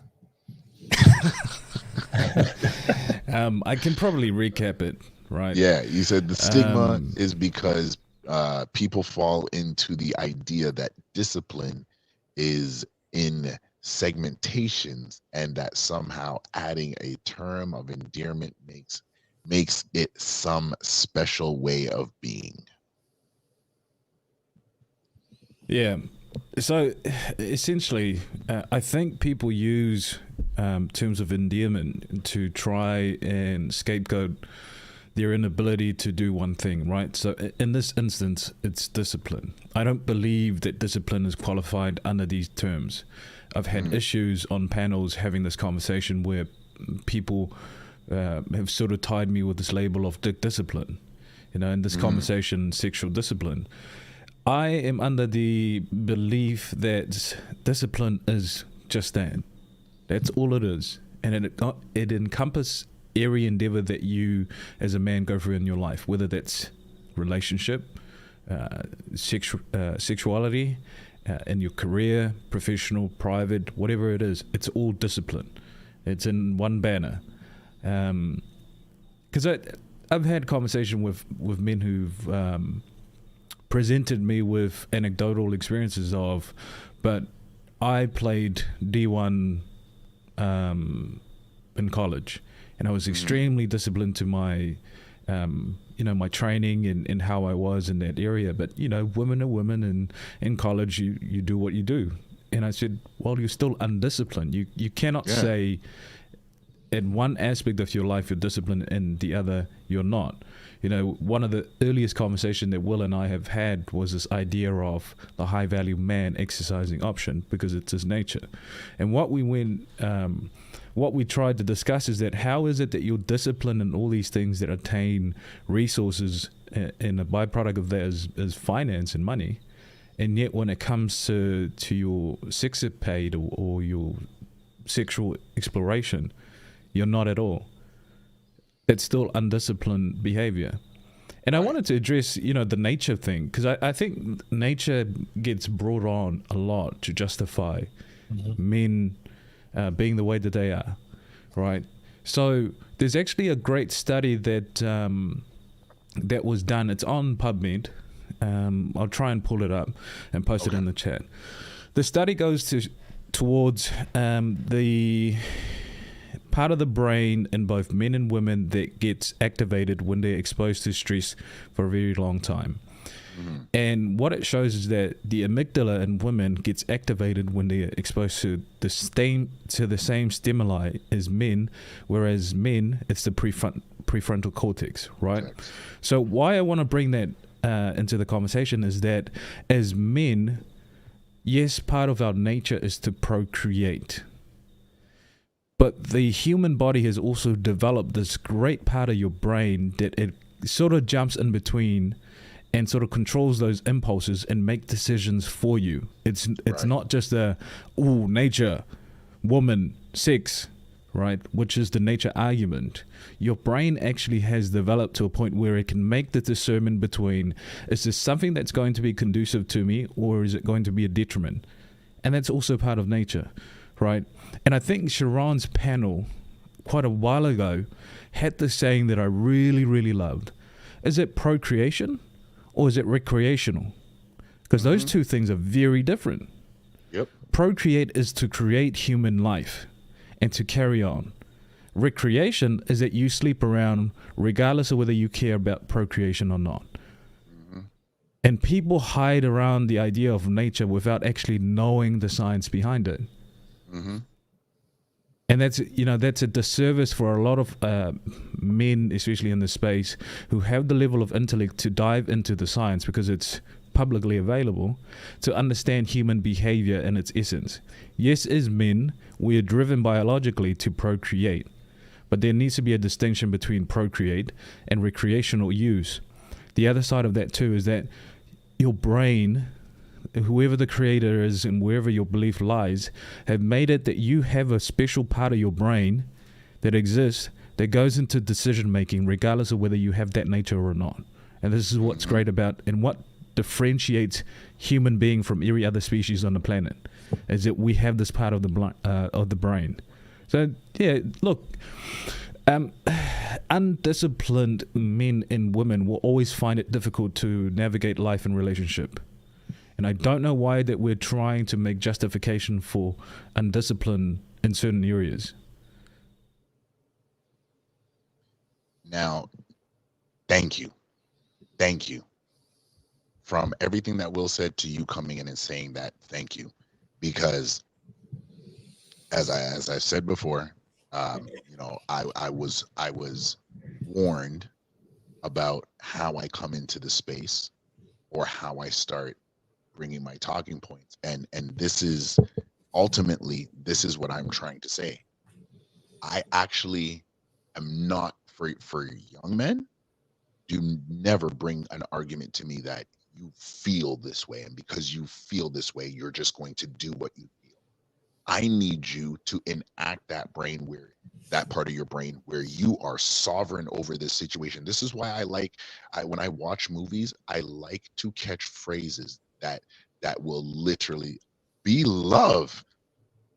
I'm sorry. I have to cut. I get excited when I see certain people come from different places, and everybody. Be love. Shout out to you. She says, hey, salute to you, be love. Again, we got Gas Mask, Paulo's in the building, Will's in the building. Mr. Jerk is on a flight. We got to get us some jerk chicken. And Tiffany's in the building. Sharon, salute to you. Everybody that has been in the building, and those who may be ghost watching and have not hit the like or the subscribe, please do us a favor, hit the like so this message can get out, because this is good, wholesome conversation, as Sharon would say. Back to what I was saying. I believe solemnly that young men need to learn, and as we are doing here, to say, look, regardless of how you feel, you must dictate your own actions. Again, to the movie Den of Thieves, where Ice Cube's son in his role, and he's at the bar, and he's like, I'm in complete control of my surroundings. Now I want to in my mind, as I was watching the movie, I broke this down into phrases, because when he says that, he's the bartender, everybody else around him is moving. Everybody around him is enjoying themselves. But he's in a place where he's saying, I'm working, but I'm in a mode of awareness. I'm aware of what they're saying and how they're saying and what they're relaying to and what they're expressing. And I'm so aware of that I've been able to dictate a plan. I've been able to, like, think about this. He said that he mapped out a whole government Federal Reserve facility based on these guys being drunk and just diatribing about their workday and what hall they had to travel. He said, I built this up over months, almost close to a year. He took a job at a bar that was located now, and I know I'm not using the best example because they end up robbing the place, but I don't want the hidden gems of the message to get lost in the entertainment. Those who are aware and those who make conscious decisions to be aware will always be able to make a plan to get ahead. And that is ultimately what I'm trying to kind of bring out of this conversation of sexual discipline. We know, as Paulo said, we know that men, based on our testosterone and our libido level and understanding the science of that and the biology of that and how that works, we understand that we have an aspect of hunger or a taste for wanting to enact on a certain type of action. But it is not the function that we are really focused on. It's not creating life. It's recreational. It's part of my recreational habit. Some people go and they go for the beer. Some people will smoke their weed or smoke their cigar or whatever they do. Some people, their recreational habit is sex. And to sit there and to say that it's in our nature is to literally dumb down the aspect of a man, as Will said earlier, bringing about legacy. Like my mother, as a single mother, I think the one time where I really challenged her, adult to adult, was when I was 21, and she said to me, she's like, I expected you to have me some grandbabies running around by now. And I mean, that day work was irritating for me, and I wasn't about to sugarcoat nothing with nobody. So I said, pardon you? She said, yeah, like, I would love some grandkids. I said, okay, so who's going to take care of them? So you're telling me I can go out and just make some babies and bring them home and you'll just sit home and watch them all day? She said, well, it would be, I said, you know what would be nice? If I was further ahead the next time I hear this. I'm like, when my life is established, when I have a partner that I've deemed worthy of marrying and committing to her and taking care of her until she dies, say this to me then. Don't dare you say this to me now. You want me to be somebody's baby father. And I had to explain it to her in those terms so she could understand that, yeah, you may have been joking about this, but that's a no-fly zone for me. And some people were like, well, Conrad, no, you just went too hard. No, because you see, the thing is again, we take stances. I feel we take stances too late. Waiting for women to enact on the slut walk or whatever they want to say it is, for us to sit there and try to say no at that point is too late. We should have been saying no earlier. And now we're having to refight, again, as Sharon would say, remedial rhetoric, when, as Paulo pointed out, we're trying to use an aspect of creation, which we are using for recreation, and disguise it as overwhelming function. And we need to unblur those lines. Severely need to unblur those lines. Again, be loved. Shout out to you, everybody that's in the chat. Shout out to you. Hit the like if you haven't. It helps the page to get noticed. It helps us in the algorithm, but most importantly, it helps this message to get out. The amount of support that I've gotten from different platforms and different people in the community that have said they are glad that this conversation is getting out there. The amount of mothers that have seen the platform and just the advertisements and said, please make sure we get the link to share this with our sons and our daughters. It's not about being noticed. It's about the fact that parents and other people that I don't interact with on a regular basis are seeing the need for this conversation. And if they are afraid, they know somebody's in the community to help kind of land this plane and land this message home. So I definitely wanted to put that out there. I want to ask you guys a question.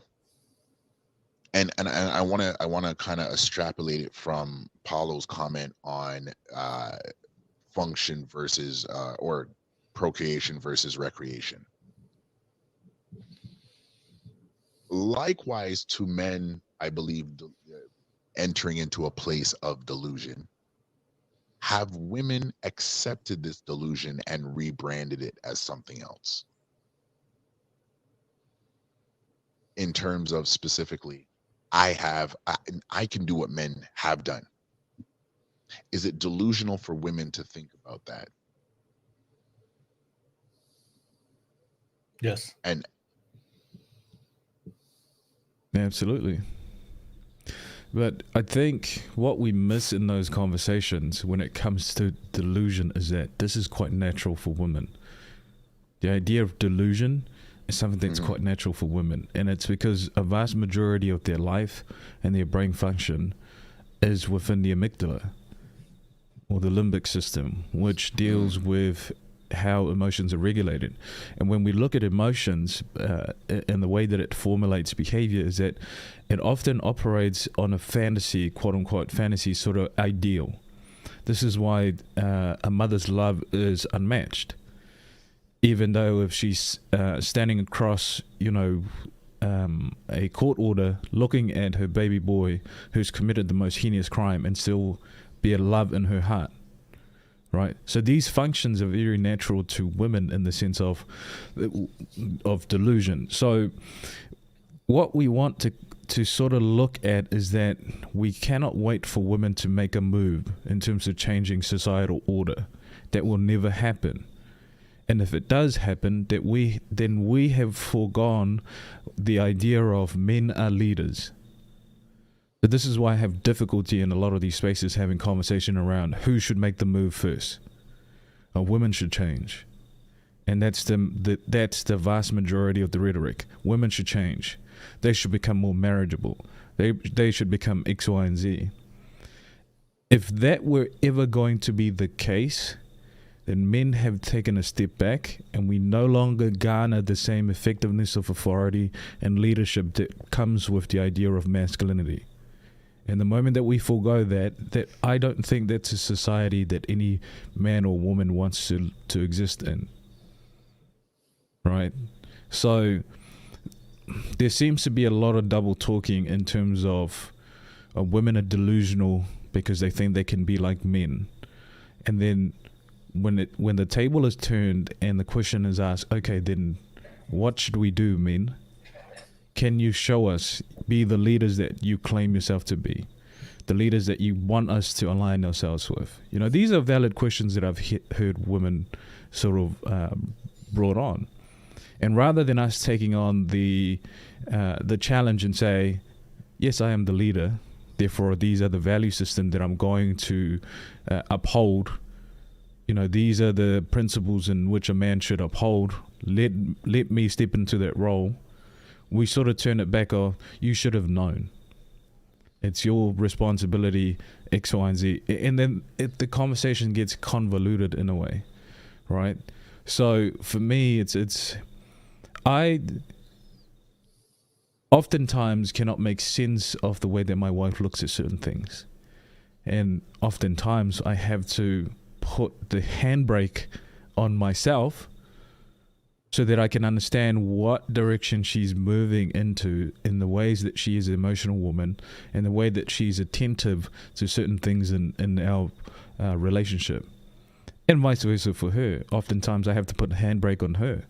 Hey, hold on. You're getting into being a bit too emotional that it's going to be a detriment to whatever it is that we're trying to achieve. These are the dynamics that balances out both men and women in relationship and makes it work. So I think we use delusion so much so to the point that we're now beating women over the head with, that we often forget that a part of emotional regulations in terms of how women operate often delves into the realm of delusion. And it's quite needed, especially in the dealing of children, especially in the dealing of supporting a leader's vision, is that they have to look at you and go, I fucking believe in my man so much so that I don't care. I don't care what anyone says. This is the man that I decide to be with. Let me support him all the way. And you could be the warehouse worker kind of man who's barely holding it together, but on the exterior, babe, I got this. I've got a plan together. But in the back of your mind, I don't know what the fuck I need to do. Maybe I need to go talk to Will, because I'm at a point where I actually don't have a direction, but I know this woman I'm accountable to this woman. I'm accountable to these children. But in the delusion of women, they stand there and look at you and go, let me uphold the man of the house, the leader I've chosen to align with. So do you see how that can become problematic when we use and shift something that's quite natural for women that becomes conducive in supportance of a man? Yeah. just to respond to what you said about delusion. It is delusional from the women's perspective, because to think that they could operate as men when they're not going to get the same outcomes and consequences as men. So as a woman, from a biological perspective, if you're promiscuous, you get pregnant, you're stuck with that child, right? Mm-hmm. That's just the reality. Whereas a guy, and I don't condone this, but as a guy, if you don't want to be with that woman, with that child, you could just leave and go start a whole new family. But for majority of women, you're gonna end up giving birth to that child and raising that child on your own. So the delusion that we can operate in the same way and still attract the same consequences or the same outcomes, that's where the delusion for a lot of women when they say those things to want to become like men. But also, for me, the delusion that goes towards the men is what I see is they oftentimes complain about these women, right? But the delusion I see with these guys is they don't realize that they're also part of the problem. They're also part of the problem, because the women that end up becoming single moms, the types of women that a lot of guys don't want, it's the same type of guys who are going to go out there and have sex and give attention to these women, right? So you're also part of the problem. One of the things I do see in the space, there's always a men complaining about, nobody wants to date a single mom. Nobody. Why are there so many men being raised by women? There's a lack of fatherhood. There's a lack of masculinity. There's a lack of foundation in the family. But at the same time, they advocate for men being promiscuous and being careless and not taking responsibility for their children. So you're also part of the problem. So the delusion for men to think that that Balafessa also attested to it, that for this to solve itself, the women need to change. No, the men also need to change as well. But I would lean more towards the men, because as I see as men, we are the leaders. I see men as a leader, so we have to bear more of the responsibility if we call ourselves the leaders. And there was a great podcast with Andrew Wilson and Myron on the Fresh and Fit podcast, right? And Andrew was challenging Myron. Well, you call yourselves high value men, but don't you put value on the 304s, because that's the types of women that you guys have sex with? Mm-hmm. So if you're giving majority of your attention to these women, you're placing some value on these women above the good women. So you are valuing the women that you don't want to be with. Based on what Andrew Wilson was saying, is the red pill, you guys give these women a lot more attention and validation more than the good women. We're trying to become good mothers, good wives. So there's a contradiction there, right? And I agree with that, and not only from his standpoint, but my own podcast and my panels. If I bring women who tend to be the women that most guys don't want to be with, they get all the attention, all the likes, all the super chats, all the attention on the live chat. If I bring some God-fearing women, traditional women who want to, just want a simple life, want a good man, they don't often get a lot of attention, not only from a viewer standpoint, but also what I see on the live chat. So that's where the delusion I see from a lot of guys is we often complain about these women and the consequences of the things these women do, but and we expect these women to change to solve all the dating relationship issues that we see today in modern dating. But the delusion is like we act like we're not part of the problem as well, and a lot of responsibility has to go back to us. And I think that's the delusion I see in the space is just the men just saying, the women are the problem. They need to change. They're being promiscuous. They're having all these kids. And with these men and ending up become single mothers. But we're also glorifying the very men that make them single mothers. And we're also using those same men to become the standard of the men that we need to become like. They're the leaders.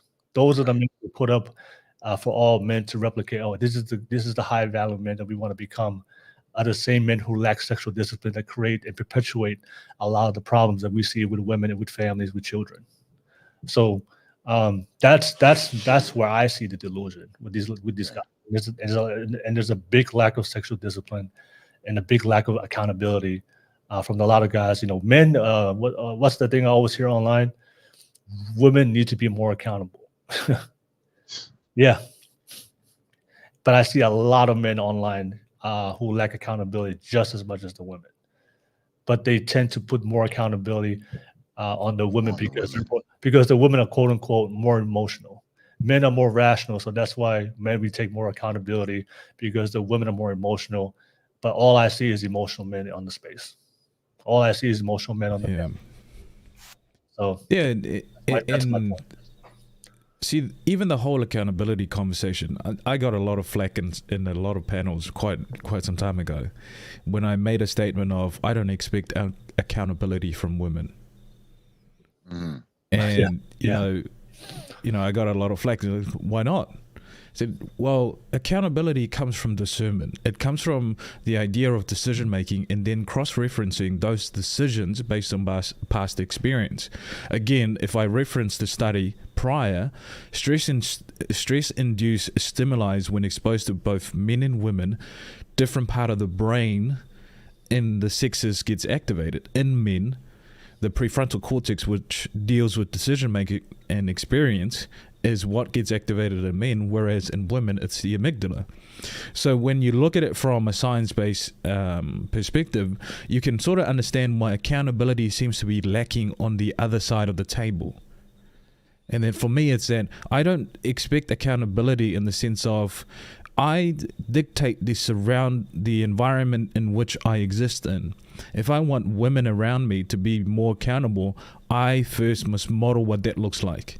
And it must become my standard. If you're going to be in the environment in which my provision and protection is in, and you want me to provide that for you, you must follow these standards, and it's non-negotiable. If not, the door is always open for you, right? The other side of that conversation too is that attention is what? It's time given with intent. And what is the old adage that we give young men in terms of their time? You should value your time. Your time, yeah. And what Andrew Wilson was having in that conversation is that if you value your time and you're giving your time to the undesirables, therefore you are valuing the undesirable. And by valuing the undesirable, you now put a standard of what women should look towards in the sense of, that's the high value man. What does he value? Undesirable. Therefore, I should be an undesirable woman in order to be in the cohort of this man, right? And this conversation is nothing new. Andrew Wilson done it on a bigger platform. We've had this conversation for the last 2 years in the masculine mind. The fact that women operates on the idea of attention and attention alone means that whoever you give your attention to means that you validate them. And I got a lot of flack for another one, is that what was the word that I used, Will, that Beans came at me? We uplift bad behaving women by giving them attention. And I know it's semantics, but we do, uplift them. Yeah. So if that's what we're doing by and large as men, what sort of parameters do we give women in terms of how to behave in order to get access to men who are going to stand in the gap when it comes to accountability, resilience, and discipline? The type of men that we look at when we say that's masculinity in its form, in its truest form, right? So that's the conversation that we as men need to sit down and try and dissect. Because as much as we want to go be sexual undisciplined, what we're doing is that we are enforcing a problem that we're trying to sort of walk back. Right. But we're taking accountability from the side of the sexes that should be operate based on logic, and to make decision based on what is conducive rather than detriment to society as a whole. Right. Yeah. Yeah, and it's funny as we're saying this, because when me and Truth we're going back and forth on this last week, I said that if you look at the word discipline, there's within the first, let's say there's a fraction of that word that is disciple. So if I am going to enact discipline, I must be a disciple of a specific action with intent. And so if I'm going to say, now I want to extrapolate that to kind of, I agree, Paulo and Will, with everything that you said. And this is the thing that I've said before. And the first panel that I was on YouTube, I said this. I said, men are going to have to learn to let that which is undesirable, let it die. I'm not going to save you by giving you attention. I'm not going to save you. Now, I know I'm using kind of extreme terms in the function, but what I'm trying to phrase it as, and what I'm trying to say really is if I don't want women to be promiscuous, then I can't give promiscuous women attention at all. Because in certain cases, even a smidget of attention, you smell nice, I look you in your eyes, is giving life. So we're going to have to reel this in and take back and reset the foundation, because it's not working the way it is. And it's not gonna work for a lot of people for the next few, I mean, I said when I originally said this, I said the next decade. But it needs to be reined in, because if women are going to get back to the place where they can respect men, and I truly believe it can get there, it's not going to be done with us walking beside them. It's going to be done with us walking in front of them, because they will know, based on how we walk, based on what we're talking about, based on what we're saying, what we're doing, everything is going to align. Everything is going to look the same. Everything is going to have that same result. And this is something I said to also, I mean, for the aspect, somebody was in there was a comment on one show, and the person said that oh, Adam wasn't leading, why, or Adam wasn't present, why Eve got deceived. And I said, no, you need to go back and read the story again. Adam in Genesis 3 actually mirrors the same thing that Paulo and Will just said, where we are trying to say it's women need to be more accountable, but we're not leading from the front. We're in the audience.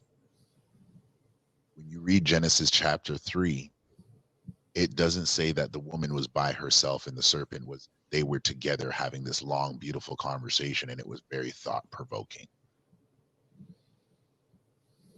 It says this happened, and Adam was with her.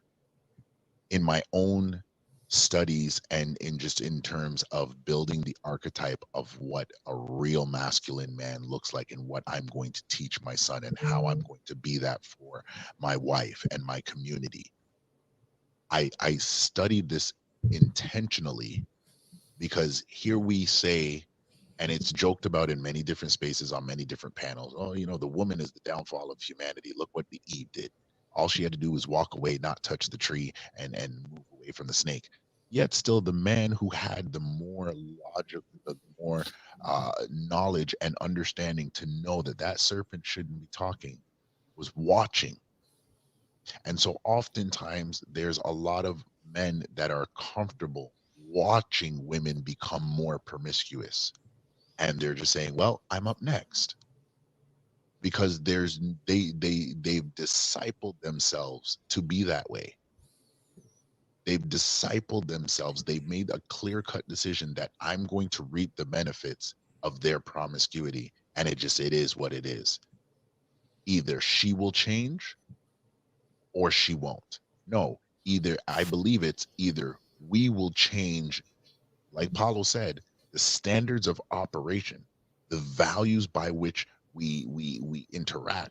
We change that, and I sincerely believe that women will change the way they go about interacting. And we will have more wives, and we will have women that respect men.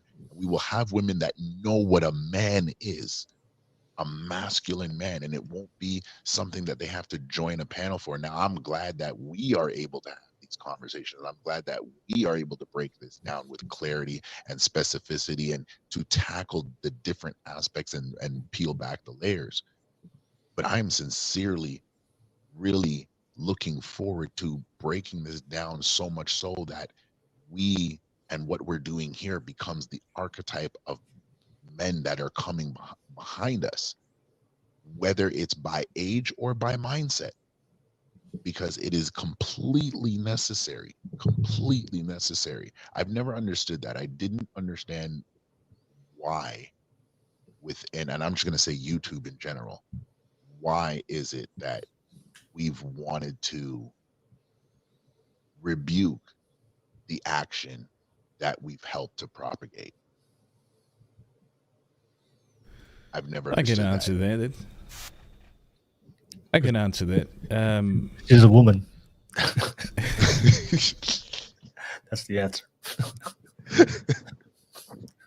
Well, it's part of the human design is that we always seek ways to be efficient, especially as men. If we look at how humanity has progressed over the years, it's through efficiency, right? We've developed ways to become more efficient. Unfortunately, that part of our drive and part of our making has also led us down this path, in the sense of when the seed of sexual revolution came about, it meant to some degree that the efficiency, in order to get from courting to getting from being disciplined to getting to being very involved within the male figures of a woman's upbringing, was no longer a barrier of entry. Right. Oh, let's support the sexual revolution so that the ways from getting to, from a man maturing to sex has now been cut short. And it is within that drive that we've fallen prey to our own way of being, right? And also, the unfortunate thing too is that we, as men, don't recognize how destructive that can be. Right. And rather than going down a path of whether it's your own rite of passage or, the idea of discipline is the etymology of it. You've touched base on it. I think the Latin word is discipulus, which is to learn to be a follower, right? Yes. And unfortunately, those things are no longer looked upon as this is the way of man. Mm-hmm. And we find it in these conversations that people want the easy route. And what Will and I have always had conversation about is that the life of a man is to face difficulty, and to face difficulty with vigor and with honor. Right? You cannot forego the suffering that your life will bring about, because it is within the suffering that you learn how to stand strong and to stand on your own 2 feet. Right. So it's part of that, but I think also at the same time is that we've idolized weakness more than we do strength. The fact that people are fighting the idea of discipline means that we idolize weakness more than we do strength. Discipline is strength. The fact that we have panels, especially the one of yesterday, where the conversation around vulnerability when it comes to men is something that not just women are promoting, men are also promoting this as a way of, strength. And I vehemently disagree with Jordan Peterson, Dr. Peterson, when he spoke about vulnerability as a form of strength. Yeah. Right? A lot of things I agree with Dr. Peterson, but when it comes to vulnerability, that's one thing that I wholeheartedly disagree with. A man should be strong, and a man is strong when he's accountable, disciplined, and resilient, and that is strength, right? And that's where integrity is derived from. That's where honor is derived from. The fact that we can gather in one room and say we are men of standards, but out in the world when we conduct ourselves, we hold ourselves to a degree of accountability that it's seen in extreme in modern day. These conversations, why are you extreme when it comes to accountability? It's not extreme. You just don't practice it. Therefore, it looks completely different to you. Right? But we're now labeled as the extremist. The fact that we practice these 3 things in varying manners gives us this label that we're extreme. Why do you say accept women's nature? Should we just accept bad behavior? No, women's nature. Understand the difference. Accepting and tolerance are completely 2 different things. There needs to be a distinction. I accept that women tend to be a lot more emotional, but when it becomes a bad thing, when it becomes a detriment to the vision and to the purpose that I'm building, then I'm not going to tolerate it. But I can accept in the ways that maybe the model of manhood in your life was never up to par, that now you're facing someone who stands in standards, stand in principle. Yes. And I'm not going to fight and try to convince you of things that you've never been exposed to. Maybe someone else will, but not me. Yeah. And I think that's part of the problem too, is that some of the conversation is that deep down men want these type of women that we consider as the detriment of society. Yeah. And rather than saying let them go, let's find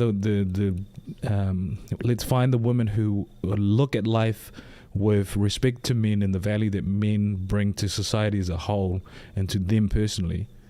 We would rather try and convince the bad behaving women, because we want to convert them.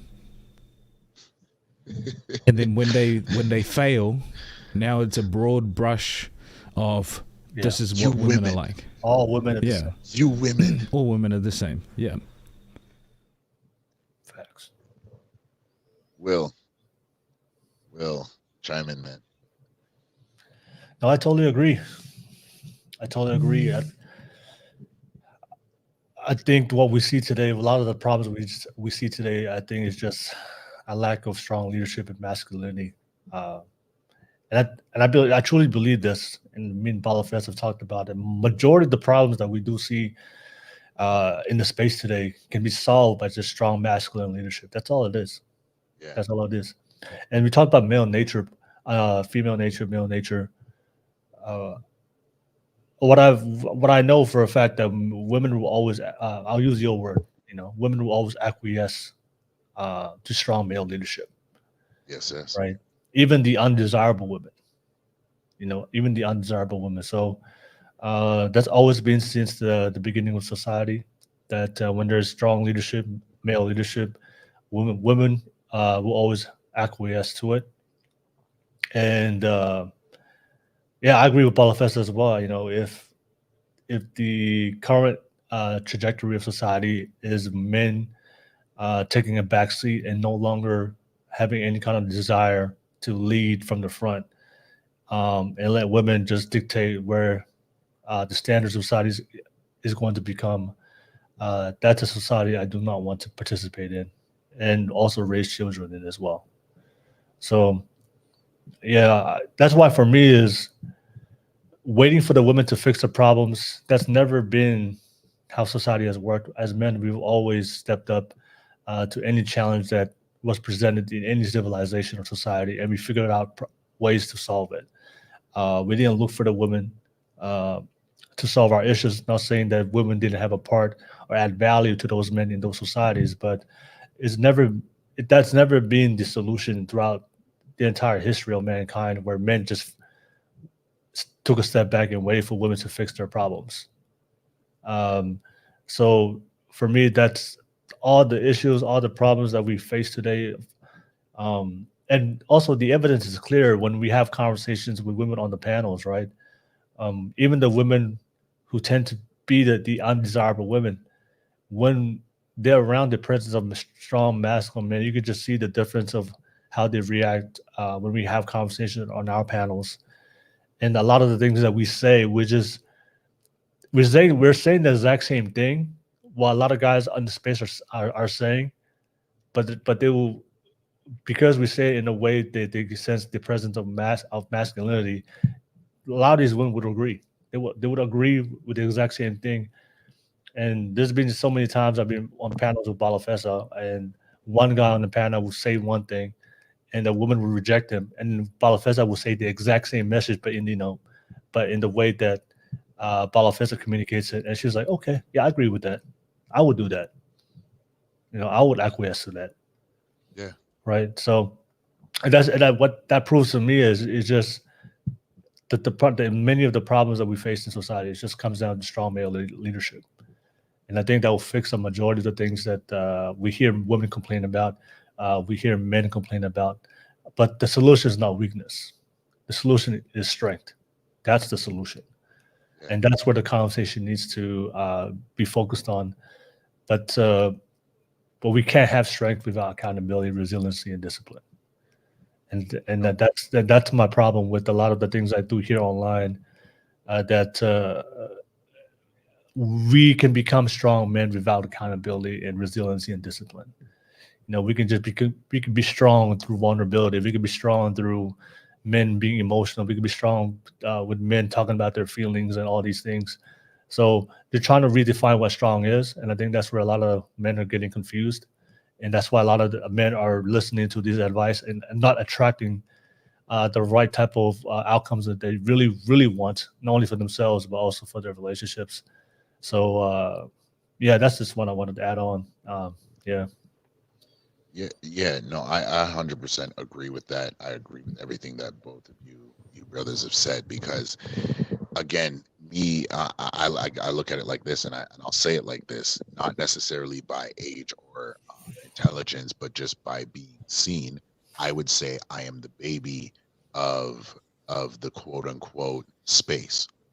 And the one thing that I've been trying to wrap my mind around is, why am I trying? And this is exactly what it seems like to me, is that we're having people, or we're trying to have a conversation where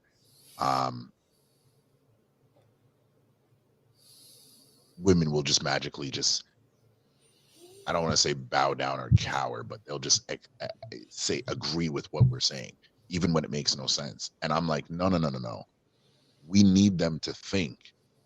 And if they're not going to think, then I need them to know that we are thinking.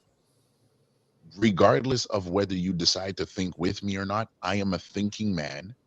And because I'm a thinking man, I mean, I've seen the comments. I remember even when I would comment on stuff, one lady, she was like, what makes you so special? Well, what makes me special is that I'm not going to sit there and allow your emotions and your response to what I'm saying dictate if I'm going to change what I'm saying. I'm going to deliver it in a way that is very clear and direct to you because I need you to break out of where you are. And if we're going to get to better solutions, then yes, you might just have to walk on some broken glass. But guess what? You can also kick the broken glass aside and still keep moving. There's ways we're going to get it done. And to sit there and to say, well, and for anybody who either just tuned in or you're watching, this is the point where we're at. We as men have to be the change we want to see.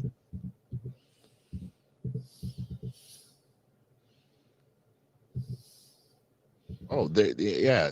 I mean, even that whole argument, I hate that whole argument of 50-50. To me, that makes no sense. Within the aspect of a partnership, or if we're going to be a team, or whatever noun we want to label it as, if you're not giving 100%, then you're not trying to win. And that's the way I pose that to my wife. I'm like, I'm not going to sit there.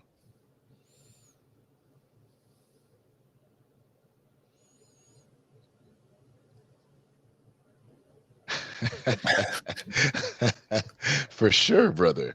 For sure. Hey, you know what? But you know what?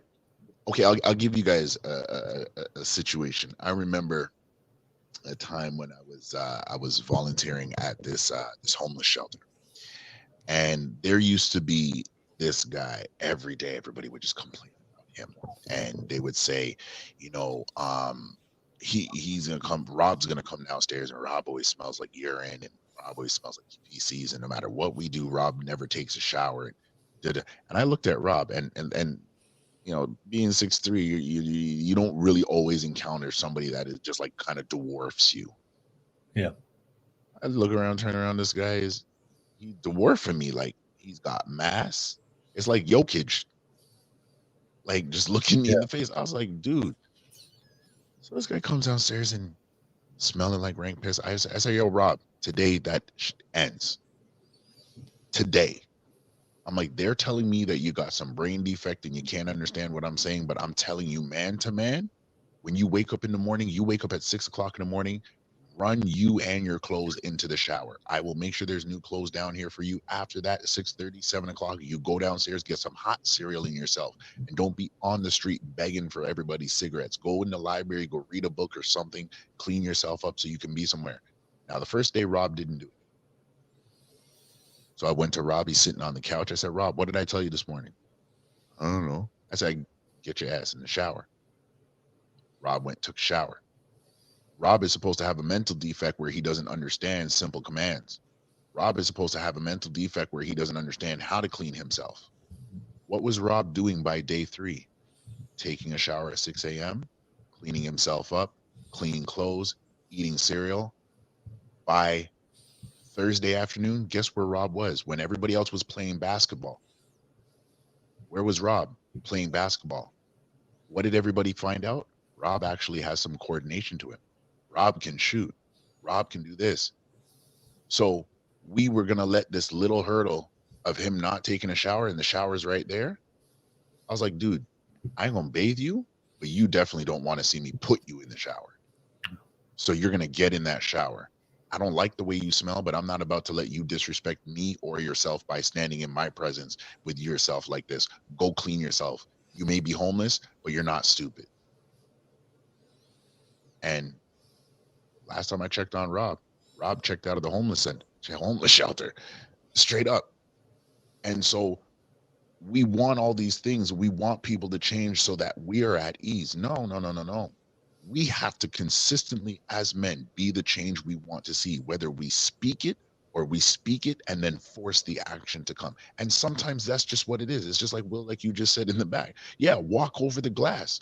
Forget kicking it out of the way.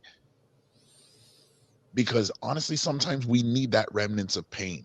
And that's one thing I've come to understand. And I think this is, you guys correct me if I'm wrong on this. I think this is where men are becoming weaker in mindset, is because they're trying to kick the glass away. We're trying to find an easier path, a calmer path, a shadier path. Can I add something, Conrad? Go ahead.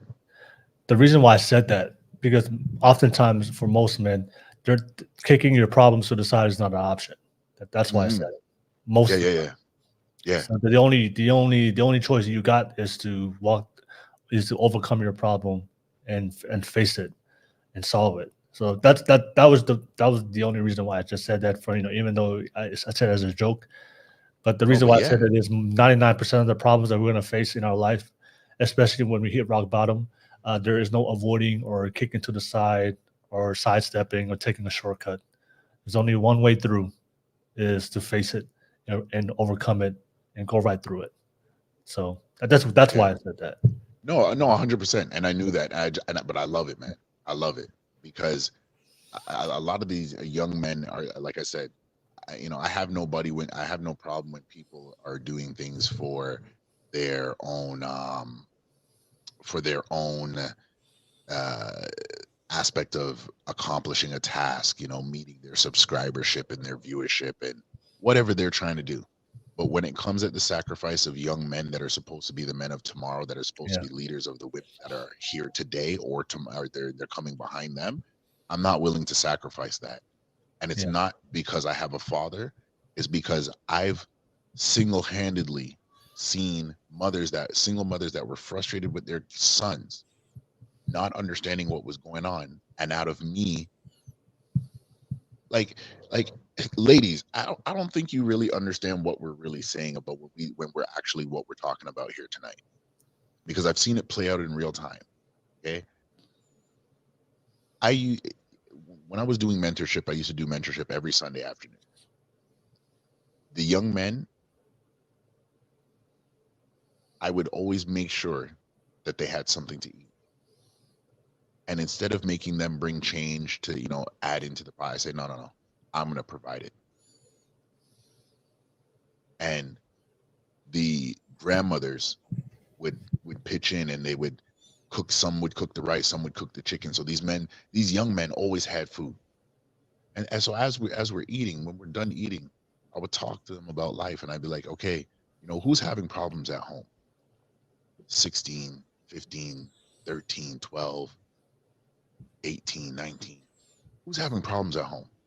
Everybody raises their hand. I said, okay, tell me what the problems you're having at home. Well, my mom's always on my case, and my mom's this. And I'm like, let me guess, it's about the chores, right? It's about how you come in the house, how you leave the house. They're like, yeah. I'm like, can I tell you something? As much as your mother is your mother is still a woman. And the aspect of her as a woman that looks at you is now seeing you, even though you're a teen, you're 6 foot odd, you got a broad frame. The depths of her mind have now reasoned to her that you have stepped into manhood, and there's an aspect of her that is expecting you to be able to not necessarily be her man, but you are a man, and there's a certain privilege, and there's certain, dare I say, rewards that come with that. And so when she sees you not in that frame, she regresses, or the result is for her to act like any other woman would. Who do you think you are to come up in this house and da da da da da da? So I said, change the narrative. You wake up on Saturday morning, you want to go hang with your friends, take care of the house first. Do the chores, get the laundry out the way, get all that stuff out of the way. Then when mom wakes up, be her son. Hug her, tell her good morning, mom. Get her some coffee and some tea. Wait for her to get up out of bed, put some clothes on. When she comes downstairs, spend some time with her. How are you doing? Give her a hug. Sit with her on the couch. Even if she's saying nothing, you watching your cartoons, Watch your car. You watch it with her. Then you about to go for your day. Say, Mom, I want to head out. I'm about to head out with the boys. Is there anything else you need from me? Chances are she's going to say no. Why? Because you already took care of the house long before she got out of bed. That is one less. That's the biggest stress that she probably has to deal with that day, aside from grocery shopping. You've taken care of it. Now she sees you as both as a budding man and a responsible son and a loving son. You have just innately, by this, you have fulfilled 3 different aspects of a man that she needs and may not have. And none of it is sexual. And I'm like, it's weird to hear this, right? They're like, yeah. I'm like, go home and start doing it. The mothers came to me the next week. They're like, what did you do to my son? I said, what? What are you talking about? They're like, he's totally different. I'm like, okay, what do you mean? They're like, he's cleaning. He asks me how I'm doing. He sits, he talks with me, and it feels great. I said, yeah, because this was always your son. But this is where good men come into a line where we can show them how to put this into action and them not feel like it's a chore being a man. It is a privilege to be a man. It is a privilege to see a woman literally be able to I don't want to say enter into her femininity because I hate that phrase. But it is good to see a woman relax because you are a man that is accountable, you're disciplined, you have resolve. There's going to be a lot of things that you're not going to want to do, but you get it done. And likewise, I've gotten more respect in the times when I woke up and said, nah, I'm not going to sit here and be everywhere sexually. I'm not going to sit here and yeah, if, okay, you got hips and tips and all that stuff, I had that already. Technically, no offense to you, ma'am, you ain't no different than what I've already had before. And by my count, there's stuff I need to accomplish. So yeah, for you, not getting down like that. And it has always baffled me that there's this, that foundation, those actions, those words that I'm literally dictating this term of interaction. They're like, wow, like I've never had this before. And I'm like, for me, this has been the answer for a very long time. If we're going to change the narrative, if we're going to change the terms of interaction, if we're going to change the outcome from disrespect to respect, from what is a man to a man is, and these are men, then taking the back seat, having conversations is definitely necessary. But waiting for that conversation to happen so we can enact it's not good for outcomes. And that's one thing. This is why for this I in terms of the series and the topic of sexual discipline, I'm dragging it out, and I'm doing that on purpose because I want to see women unlock and be free from the chains. Now there's certain aspects of them that's who they are, that's their makeup, and that's fine. But the men, I don't want to see no man. I don't care if you're 50 and you're watching this podcast right now and you're going to listen to this whenever you're listening to it. Break up out of that lazy mindset. That's laziness. And that's foolishness. If nobody's told you that, I'm telling you that. Stop the foolishness immediately, if not before. And you young guys who haven't entered into it, don't enter into it. You'll get what you get when you're supposed to get it. But for right now, in your building years, build. If you don't have a father, listen to this damn podcast and build.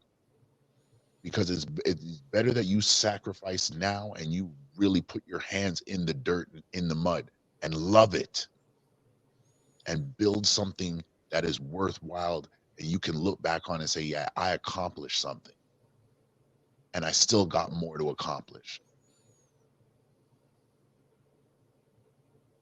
This may be over some of y'all's head, but yeah, you really don't need a bunch of women. I'm just, I'm scoffing a little bit, but I'm telling you, because the more places you are with the more women that are out there, is the less of yourself that you'll have to depend on. I can't depend on me, and every woman has a piece of me whenever she wants it, just because she knows I'm going to answer the call. This is the problem. This was one of the problems with Adam. He didn't know what to do. He saw what he saw in this woman and didn't know what to do. And so I always use that as a direct lesson for men to understand that women will always be able to get your attention as long as you stand behind them looking. You're going to have to take the front seat. You're going to have to step on glass. You're going to have to love it and heal through it. I don't want to hold up. Huh? Did you just say heal through it? Come on, Conrad. I was gonna say. Hey, so some of the best healing I've had has been painful. I'll say it like that. That's just accountability, Conrad. That's just accountability. Well, then let's say, okay, I'll say it like that. Hey, you should know our stance on healing. You should know our stance on healing. We don't believe in that shit. Did we get the ARD on the t-shirts yet? Oh no, we need to. Well, we'll get there. Shit. Hey, listen, y'all give me a couple weeks. I have a great seamstress over here. I'm gonna get the ARD stamped on my do-rag. Joe, I know Joe's doing his thing right now, but he's working on it. Okay. How's Joe doing? I know he's a busy guy. He's he's just doing his doing chest hair shit right now. So all right, just let him be. All right. Well, you know what, brothers? Next week, some of the ladies that Ashley and some of the other ladies, Nicole, I messaged her and they're down for the topic. And I definitely want to. Which one's Ashley? Ashley was the blonde hair. Recently single. From Wednesday night. From this Wednesday? Yeah. Oh, Ashley's Joanna? No. Same panel, but Ashley was the blonde hair one with the earrings. I can't remember. Oh. I'll send you. Wait, Nicole. Nicole was Miss True. So we got Nicole. Nicole. She was on the bottom, and then Nicole. Yeah. Nicole wasn't on Wednesday stream. She was on I think 2 weeks before. Okay. Gotcha. So yeah, they're amped about the topic. So I definitely want to be able to get the ladies on. Yep. And kind of have that more balanced conversation in that regards. But as it relates for tonight, closing remarks, brothers. Hey, great topic, great discussion, Conrad. Appreciate you for inviting me. We're just here to support each other and help each other build. So I'll try to make it as much as I can. But yeah, think great conversation. And you were doing it, you were cooking tonight, just like you were cooking on Wednesday. So shout out to everybody that's watched the live stream, everybody on the audience. So keep doing your thing, Conrad. Keep doing it. Oh, for sure. And I will do my best. I got to do better at getting you guys the notices out earlier and get things planning. So I'm trying to shape up on that. Paulo. Yeah, I think what you're doing here is building at least what is required within the space in terms of conversation wise. The more of us who are able to have these conversations, the better, because it shows the stark contrast between the pretenders and the doers. If there's anything to attest to the way that we communicate, and not only that, the things that we stand on, it would be to the viewers who come in almost damn near every week that there's a show. and at least providing feedback not only in the chat but also on the panel, in the sense of this is something that's completely different to what a lot of people are used to. And to have women like Jane, who's absolutely floored with the experience of being around men who stand firm with authority but still able to navigate those really high tension conversation without having to go into the emotions, it stands to attest to what we're trying to say in terms of our practice. This is not pretend thing. This is the reality of who we are, and it comes across in the way that we have conversations, especially with the opposite sex. As a leading word of endearment, it's that analyze the quality of your life based on the relationship that you cultivate. And in order to cultivate healthy relationship, the work must be done. If you're a man, the work is in the suffering that you go through in your life. Accountability is your silver bullet if you're looking for more control in terms of the outcome of your life. And in order to persevere and to stand in those things day in and day out, you have to add discipline and resilience to those things. I am one who don't believe that we need to segmentate the idea of discipline to sexual, professional, dick, whatever it is. Discipline is what it is. It's pure and simple.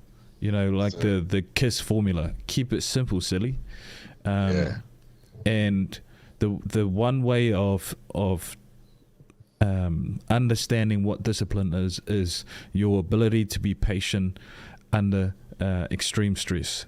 So encourage yourself to pursue something that provides that in your life. And most of the time, it's usually in things that have to do with physicality when it comes to us as men. Whether it's a sport, whether it's martial art, whether it's a completely new hobby to you. Those are the things that cultivate discipline and patience. And for me, I usually share this. I do, really odd behavior. When I drive to work, I'm very systematical and methodical in the way that I drive. I pick a route prior to getting on the road, and I stick to that route. Even when traffic gets really bad and, test my patience, it's one of those little things. So find whatever that is for you, because all of that comes back to quality of life and the amount of control that you have in the outcomes that you want or you desire.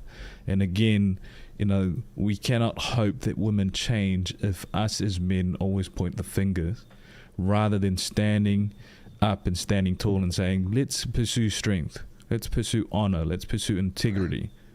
Because although those things may look glamorous to the exterior, but the benefit of it to our personal lives far outweighs whatever it is that that validates it from the external. So, look, again, as I say to Will Conrad, it's a pleasure to come on and to hold these conversations, especially with men who are able to navigate these conversations in a way that should be displayed online.